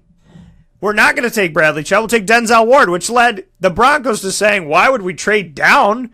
Give us Bradley Chubb. Which left the Colts to do what I thought they would do, which was take Quentin Nelson. I also had the Broncos taking Bradley Chubb, so shout out to that. The Tampa Bay Buccaneers at number 7, they gave up their pick to the Bills, who said, holy sweet mother, Browns, thanks for giving us Josh Allen. We'll take him. Which leads the 8th pick, the Bears taking Roquan Smith, which I also had. Thank you. San Francisco 49ers, I thought they'd go defense. They went offense with Mike McGlinchey, trying to run that ball and protect Jimmy Garoppolo for a long time coming. Number 10th overall pick was supposed to go to the Raiders, who I thought would take offensive tackle Orlando Brown. They traded the pick to the Cardinals, who said, thanks, Browns, for Josh Rosen. Then the Dolphins said, well, Minkah Fitzpatrick fell out of the top 10. Ain't that a B? We'll take him. Which led the Bucks, who had traded down in order to let the Bills go 7, the Bucks traded down to 12 to take Vita Vea. Arguably the number 1 D tackle in the draft, which led the Redskins to say, okay, Vita Vea is not available, who I thought they would take. But obviously, with the it looks like they would have taken him. Because at 13, I had the Redskins taking Vita Vea, but because of the trade between the Bucks and the Bills, which led to the Bucks taking Vita Vea, that left the second best arguable defensive tackle. So I still feel like I got that right in some respect there, obviously, because they said, okay, well, Vita Vea is not there, so we will take Daron Payne at 13. Then the Saints traded up with the Green Bay Packers at 14 to take Marcus Davenport, defensive end from Texas San Antonio, which led us to 15th, which is where the Raiders traded down to in order to let the Cardinals go 10th. The Raiders traded down the draft to take Colton Miller, who's an offensive tackle. I thought they'd take Orlando Brown, but same position. I thought they'd go offensive tackle. They did. The Bills get 16th overall pick. They take Tremaine Edmonds, who fell down to them, who I thought was going to get taken in the top 11. He falls down to 16. Derwin James falls to 17 after I thought the Bucs would take him, but the Bucs traded down. So, makes sense there that they traded down and ended up getting Vita Vea, who was available. So Derwin James goes to the Chargers. The Packers, who I thought might go corner, did go corner, and they take Jair Alexander at 18th after they traded down. The Cowboys are at 19th. We're thinking, are they going to take the guy to replace Des Bryant? Nope. They took defensive end Leighton Vander Esch, which is smart. Even though I didn't say it, it was smart. See, folks, this is what happens when you don't have an ego and you're like, I'm right all the time. I thought that they would take a wide receiver. They didn't. But guess what? They took a defensive end, which is very smart, because the last time the Cowboys' defense was good, they actually spent some time drafting defensive ends and getting guys like DeMarcus Ware and Marcus Spears and putting them out there and utilizing them on the defensive side of the ball to attack the quarterback. So Leighton Vander Esch from Boise State, I like it. Then, with the 20th pick, I thought the Lions were going to do something crazy and take a running back. They took a center, Frank Ragnow, to protect and help out Matty Stafford. Then, the Bengals said, well, darn it all the heck, I thought the Bengals would go offensive line. They did. I thought they'd go tackle. They went with center Billy Price out of Ohio State. Then the Titans did what they do to the Jaguars from time to time, and that's take things away from them. They had the Bills pick at 22 because of the trades and everything going on, and the Titans took Rashaan Evans, who I thought would be great if he fell to the Jaguars, who need an inside linebacker with Paul Posluszny retiring. Then at 23, I thought that the Patriots would take an offensive lineman, and they did. They took the guy that I thought the Titans were going to get, and with the Titans not picking him up, Isaiah Wynn goes to the Patriots. So I thought the Titans would take him a little bit later in the draft, two picks later, but he was already off the board going to the Patriots. Then the Panthers selected a wide receiver, spoiler alert. They got DJ Moore out of Maryland. I had them going for Jair Alexander, who was picked earlier on, and then the Titans pick was given up to the Ravens, who took Hayden Hurst, who I thought was going to go a couple picks later, but the Ravens put themselves in a position to take him at that place because and not leaving him available to the New Orleans Saints, who had already traded up and done all these things. So I thought if the Saints had stayed at 27, that there was a chance that, Hayden Hurst would go there, but the Ravens got him at 25th out of South Carolina, and they haven't had a good tight end in a really, really, really, really, really long time.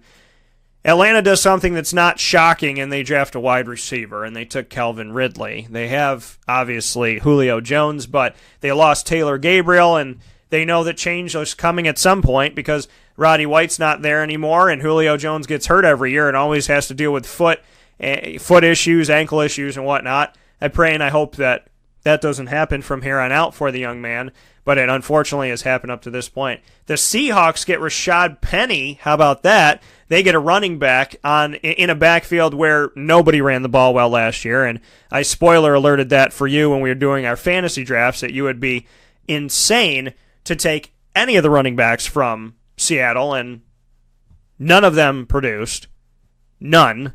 So they have Rashad Penny now to move forward. Then Terrell Edmonds marks the first time brothers were ever drafted in the first round together in the entire history of the NFL draft. Tremaine Edmonds and Terrell Edmonds, both from Virginia Tech, moving forward. Terrell going to the Steelers, who I could see them taking a safety because they need some safety help. I had them taking Sony Michel, but safety was my second thought because they really haven't had a standout safety that they've bought into for a long time.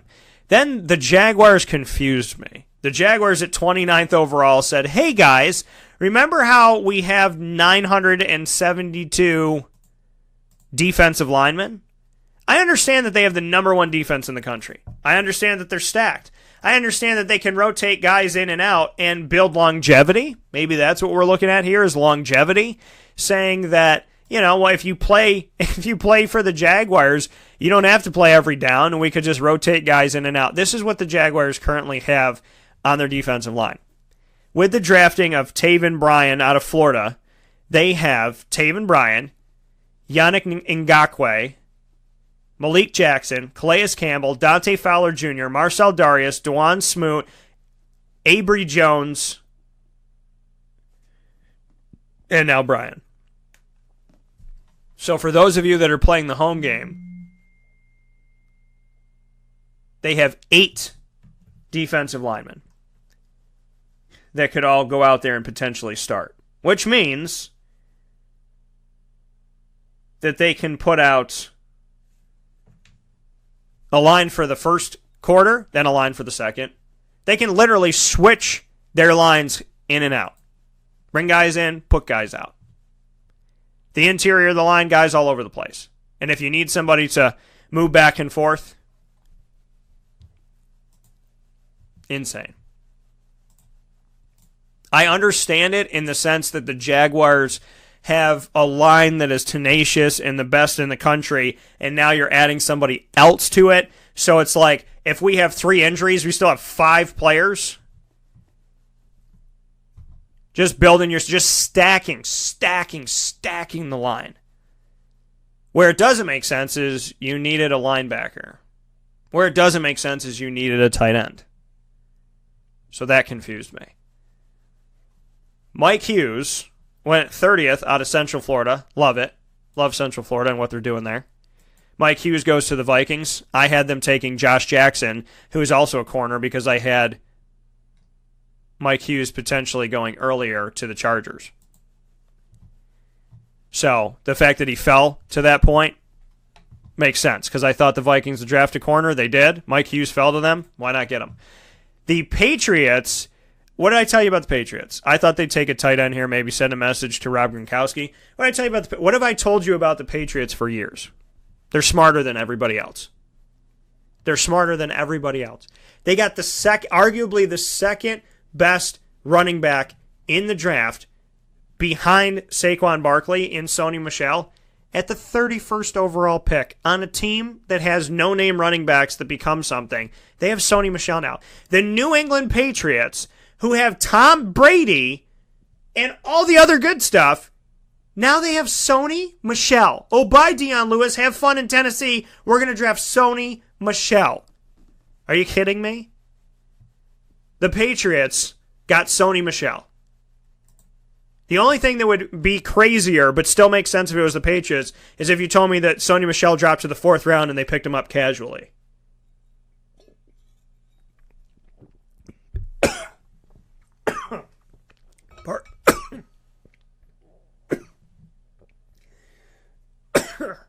Choking a little bit here on the show.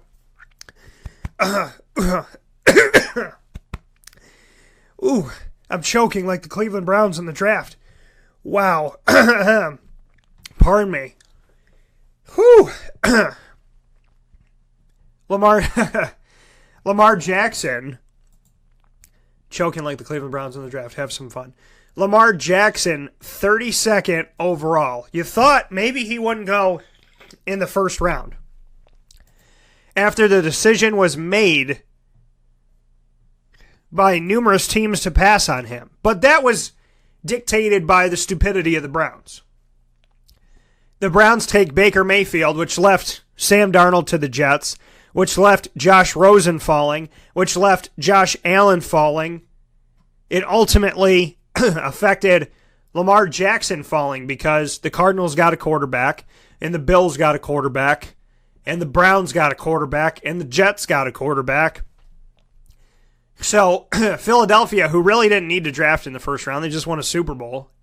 And everybody's saying they're going to take a running back. Why in the hell would they take a running back? They have more than one serviceable back right now on their team. They have more than one guy that could take care of business right now. So why would you draft another running back? If you're the Philadelphia Eagles, why would you do that? It made no sense. Johnny said, don't you go down on me. I said, Johnny, I'm choking like the Browns when the clock's running down. That's all that's happening. So Philadelphia's got Jay Ajayi, Corey Clement, and then let's see what happens with Wendell Smallwood already on the team. Why would you take a running back? What else do you need? Right? They have Alshon Jeffrey, Nelson Aguilar, Mike Wallace, Matt Collins. You got receivers. You got Greg Ward Jr., hey. Good stuff. Transition out of quarterback to wide receiver. Can be a threat, even in the special teams game. You got Zach Ertz, and you got Richard Rodgers backing him up. He used to play with Green Bay. Even though you lost Trey Burton. Your defense takes care of business and does what they need to do. And you're stacked on offense. So Cleveland or Philadelphia, you don't have to draft in the first round. There was really no crazy necessity. So you trade out to get more. You let Baltimore come in. What did Baltimore draft? The future. Baltimore drafted the future.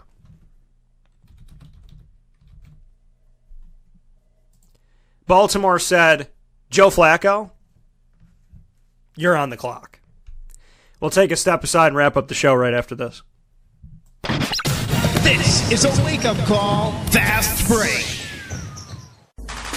The Wildcat Sports Pub in Camillus, New York is located on 3680 Milton Avenue in the Home Depot Plaza. It is your family-friendly sports bar and restaurant. Folks, some sports bars aren't family-friendly. Some family-friendly restaurants are not sports bars. The Wildcat Sports Pub in Camillus, New York is proud to be both.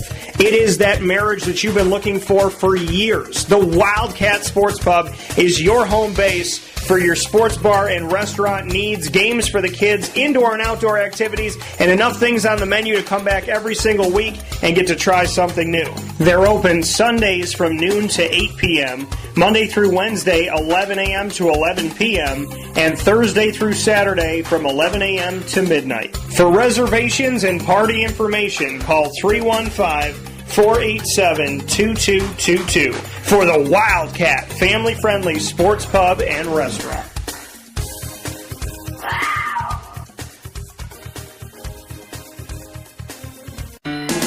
Hi, this is Kira from Looking Glass Events, where we're always giving you a reason to celebrate. Whether you have a small business, large business, personal event, or wedding, we are available to plan and coordinate your dream event to life. Every detail, every step, Looking Glass Events is working with you all the way. Call us at 315-702-4653. That's 315-702-4653. Or contact us through our website, lgweddingsandevents.com. Looking Glass Events, giving you a reason to celebrate.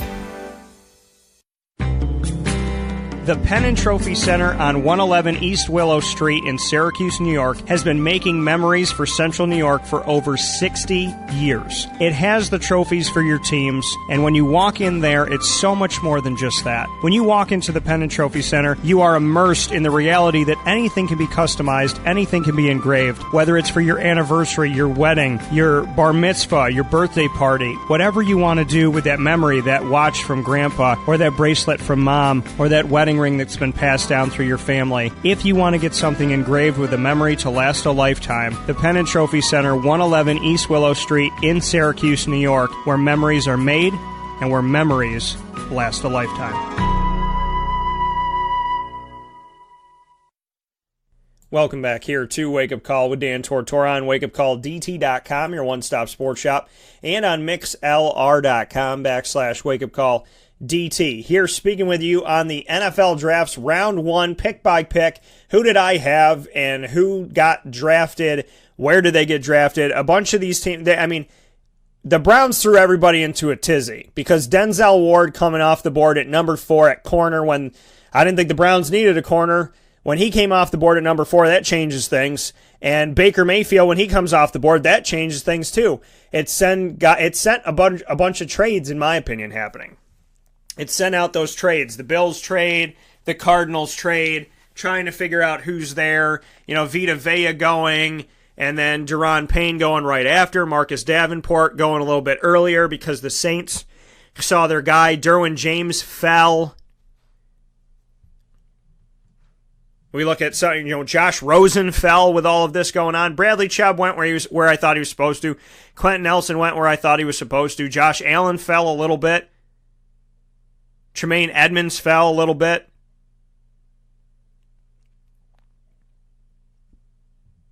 It's just, craziness. It is. It's absolute and utter craziness. The Browns affected this draft in such a crazy way. And when we did our mock draft, we didn't put into account that the Cleveland Browns are not that intelligent when it comes to drafting. So, but it's just, oh boy. I mean, it's crazy.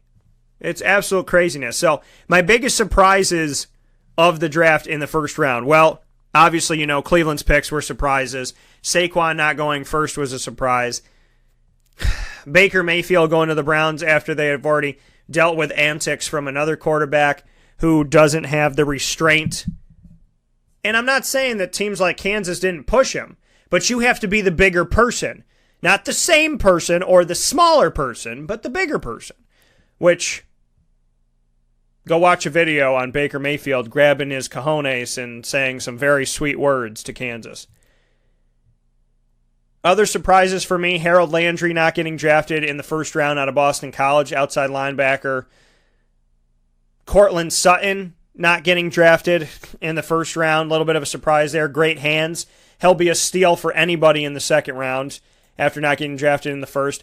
Darius Geis, him not going, a little bit surprised there. I don't know. I don't think he was a first rounder, but I thought somebody was going to mistakenly maybe pick him there.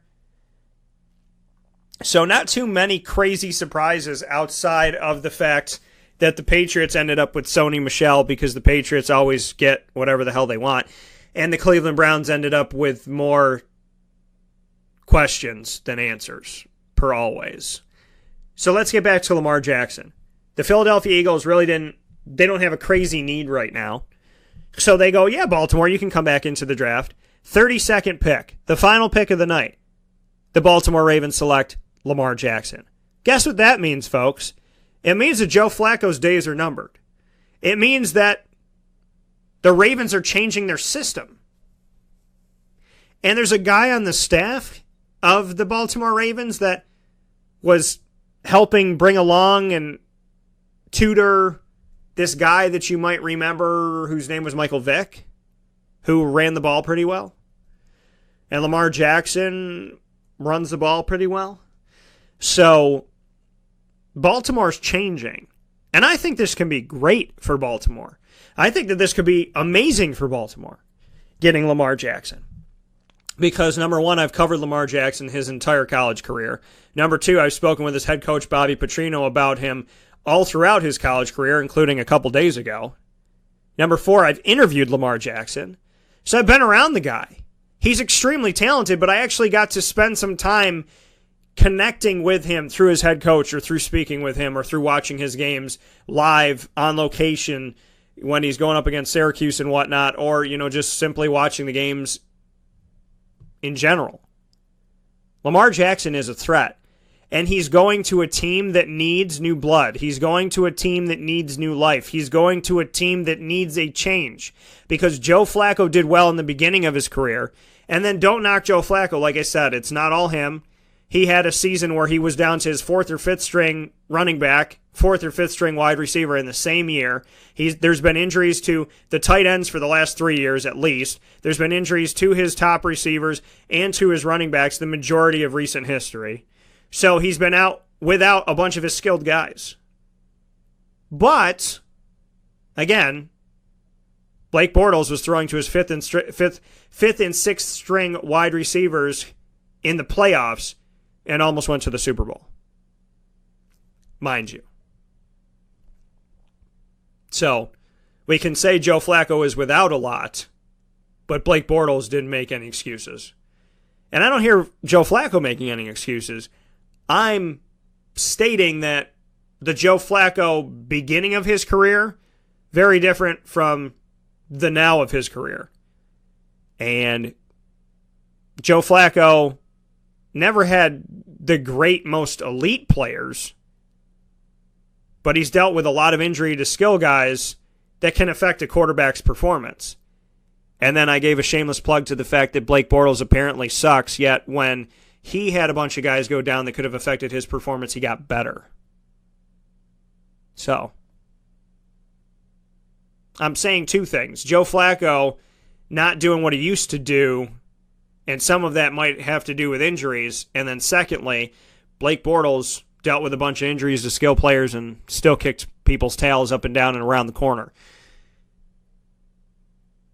Lamar Jackson's a great move by Baltimore. Total shift. Total system change. Total reset. I love it. Because I'm a big fan of Lamar Jackson. I'm a big fan of his tenacity. He looked into the camera yesterday, and Dion asked him, like, are you surprised that you went lower? Are you surprised you didn't go where you thought you would go? And this, that, and the other. And he was like, no, I'm happy to be a Baltimore Raven. That's it.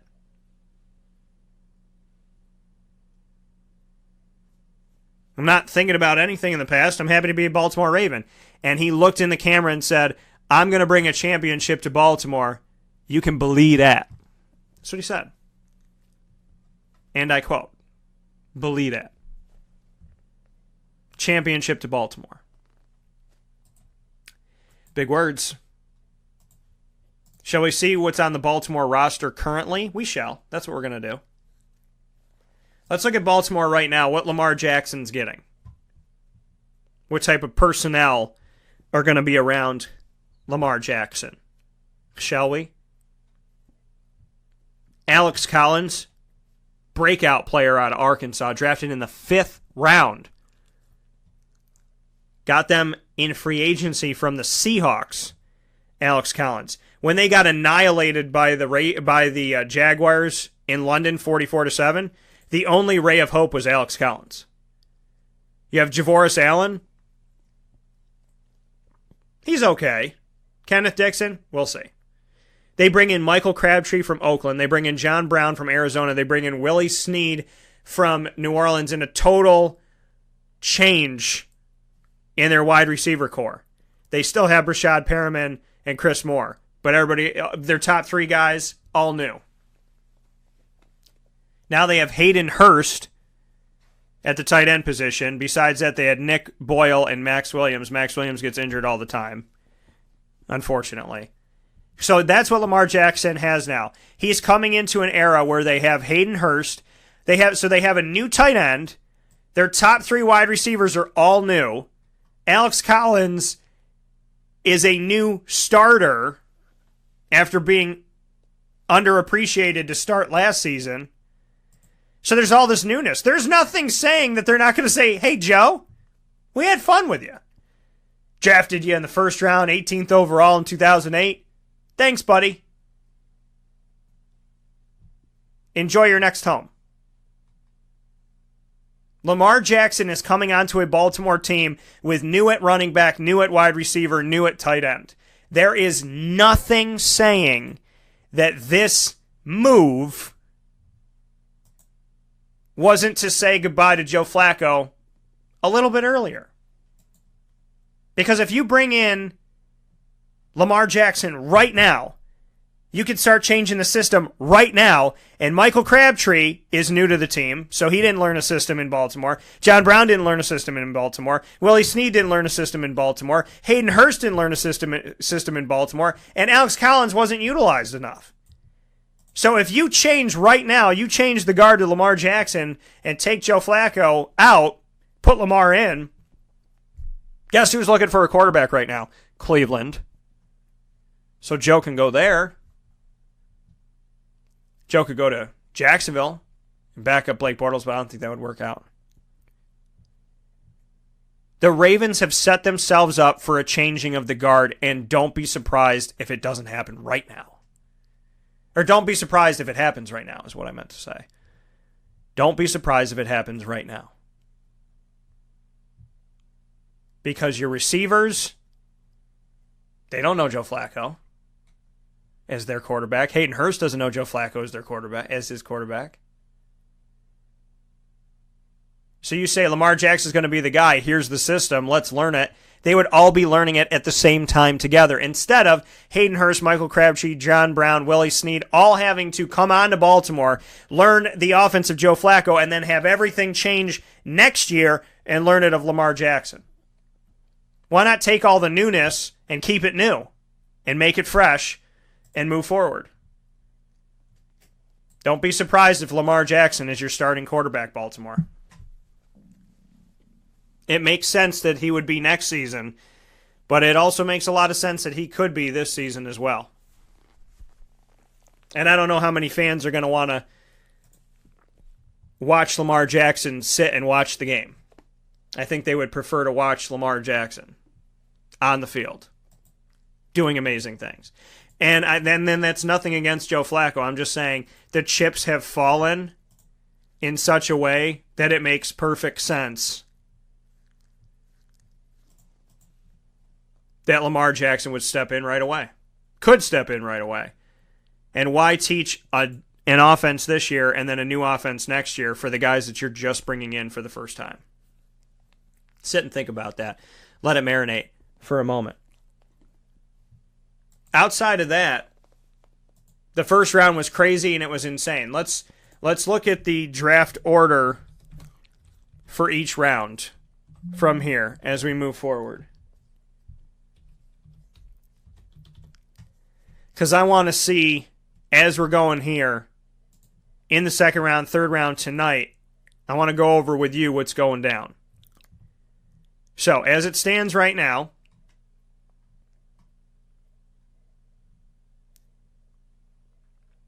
we have, now there's been some trades and some things that have changed, but I want to take a look at round 2, because the Cleveland Browns have another crack at the beginning of this round. We'll see what they do for round number 2 to stun the world once again. All I got to say is Cleveland does a great job drafting for other teams. They gave the Giants Saquon. They gave the Jets Sam Darnold. They gave the Broncos Bradley Chubb. They gave the Colts Quentin Nelson. They gave the Bills Josh Allen.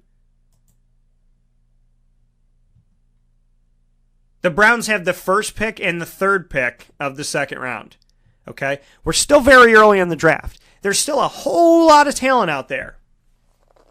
And the Browns are picking twice in the top 3 picks of the second round. Let me tell you who's still available, shall I? This is who's still out there. If they're not going to go for a quarterback, obviously. Well, they could. I can't say that they're not going to do something because usually that means that they will, because it's always opposite day for the Browns. But they could get Darius Geis. They could get Kerryon Johnson from Auburn at the running back position. They can get Ronald Jones at the running back position. They can get Nick Chubb. They can get Nyheim Hines. Any of those guys at the running back position are still available.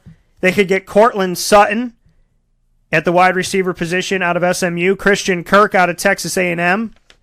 They could get Simi Cobbs from Indiana at the wide receiver position. Deion Kane, any of these guys. DJ Chark, Alden Tate, all available. Tight end-wise, they got David Njoku, so let's not go tight end for them. They don't need a tight end. Offensive tackles, there's still guys out there. Orlando Brown's still out there. I thought he was a first-rounder. He's still there. Brian O'Neill's still there. You got to do something with your offensive line. They're available. Offensive guards, Will Hernandez is still out there. Braden Smith is still out there. You still have some opportunities with those guys. Defensive ends behind Bradley Chubb and Marcus Davenport. Arden Key's still out there. Sam Hubbard's still out there. So there's a lot of moves that the Cleveland Browns could make to make them look somewhat still intelligent. My money is on they make none of the moves that I said. But if they wanted to be smart, there's a lot to be had here. You have the first pick of the second round, and you have the third pick of the second round. And you have the 32nd pick of the second round. You have 3 picks in the second round. For the love of Pete, don't mess this up. You need help on your defensive line. You need help on your offensive line. Draft accordingly. And Cortland motherfreaking Sutton is still available. There are first rounders, in my opinion, that are still available. Orlando Brown, offensive tackle. Outside linebacker, Harold Landry. Wide receiver, Cortland Sutton. There's a bunch of running backs out there. Offensive tackle, Brian O'Neill, who I interviewed out of Pittsburgh. They're all still there. Draft accordingly. Cleveland. You crazy? There's plenty to be had still.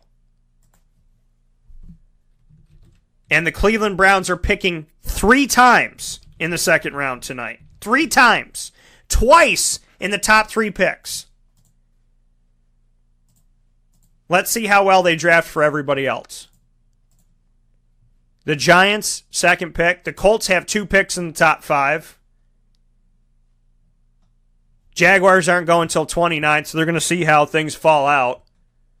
The Bucks are picking a bunch. It's going to be interesting. There's a lot of good players in this draft still available. And in the top 5 picks, it's Browns 1, Giants 2, Browns 3, Colts 4, Colts 5. There's a lot to be had here, folks. And round number 3 is also going to happen tonight. And in round number 3, the Ravens are picking first, not the Browns. The old Browns. The Giants are second, and the Giants are 5th in the 3rd round.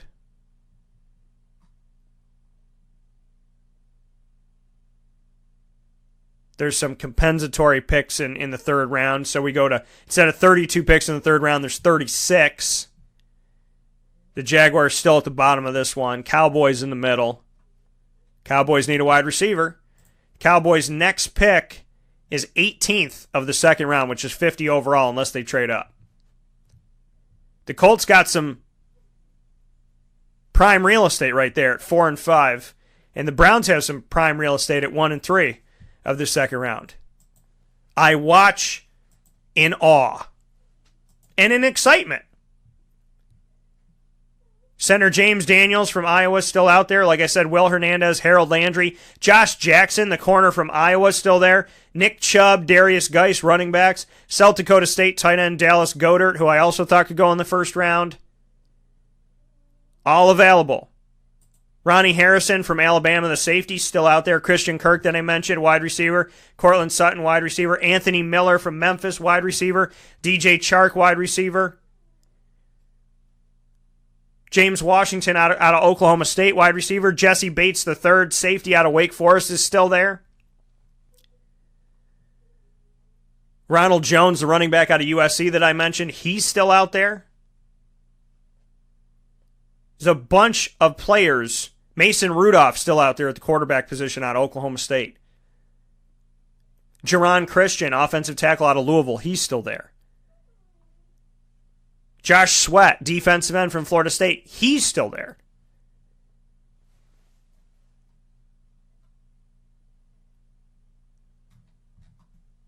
Let's see what Cleveland does. They could use a running back. They could use an offensive line help. They could use help on their defensive line. They'll probably draft a punter and somebody who retired because they got the wrong sheets when they were preparing for the draft. Cleveland, do something good today. Because the man on the front of my draft magazine, Saquon Barkley, is playing for the Giants. And there's nobody to block for him. Hey, Giants, why don't you get an offensive lineman? Cleveland won't. The Giants need to go after a tackle. Like now. Like yesterday. There's a bunch of guys out there. I named them. Go get some.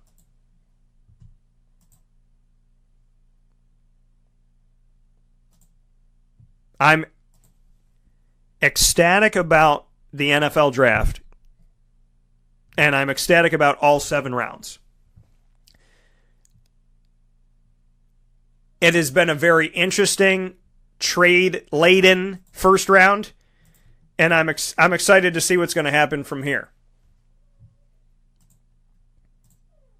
And if for nothing else, the Cleveland Browns make it amusing. But Cleveland, I know that I've picked today, okay? But in all honesty, I want you to get better. That's why I'm picking. I want you to improve. That's why I'm picking. I want you to find success, which is why I'm picking. And to look at one more thing before I go,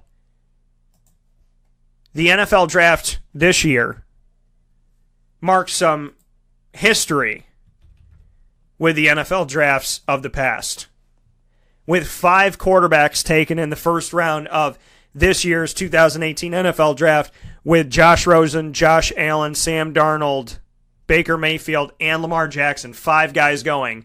It ties the 1999 NFL draft where 5 quarterbacks were chosen. Tim Couch, number 1 overall to Cleveland. That was a great... Oh, here you go. Here's some history.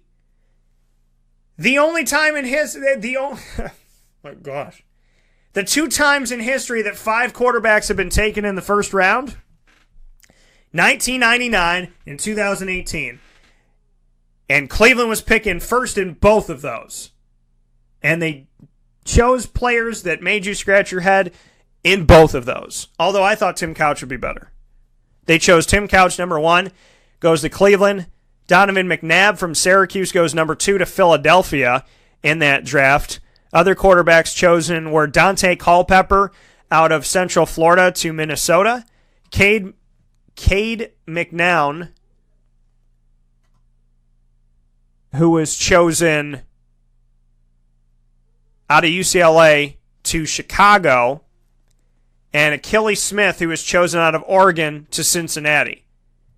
Not only 5 quarterbacks chosen, but 3 quarterbacks in the first 3 picks, and all 5 quarterbacks in the first 12 picks of the 1999 draft. The only draft that had more quarterbacks chosen in the first round was in 1983, where there were 6 quarterbacks chosen. John Elway went first overall to Baltimore out of Stanford. Obviously, we know that John Elway ended up making his hay with the Denver Broncos.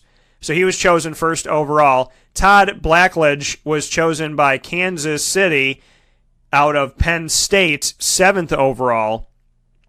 Jim Kelly was chosen 14th overall out of Florida by the Miami, Florida, by the Buffalo Bills. Tony Eason was chosen by New England out of Illinois. Ken O'Brien was chosen out of California Davis by the New York Jets.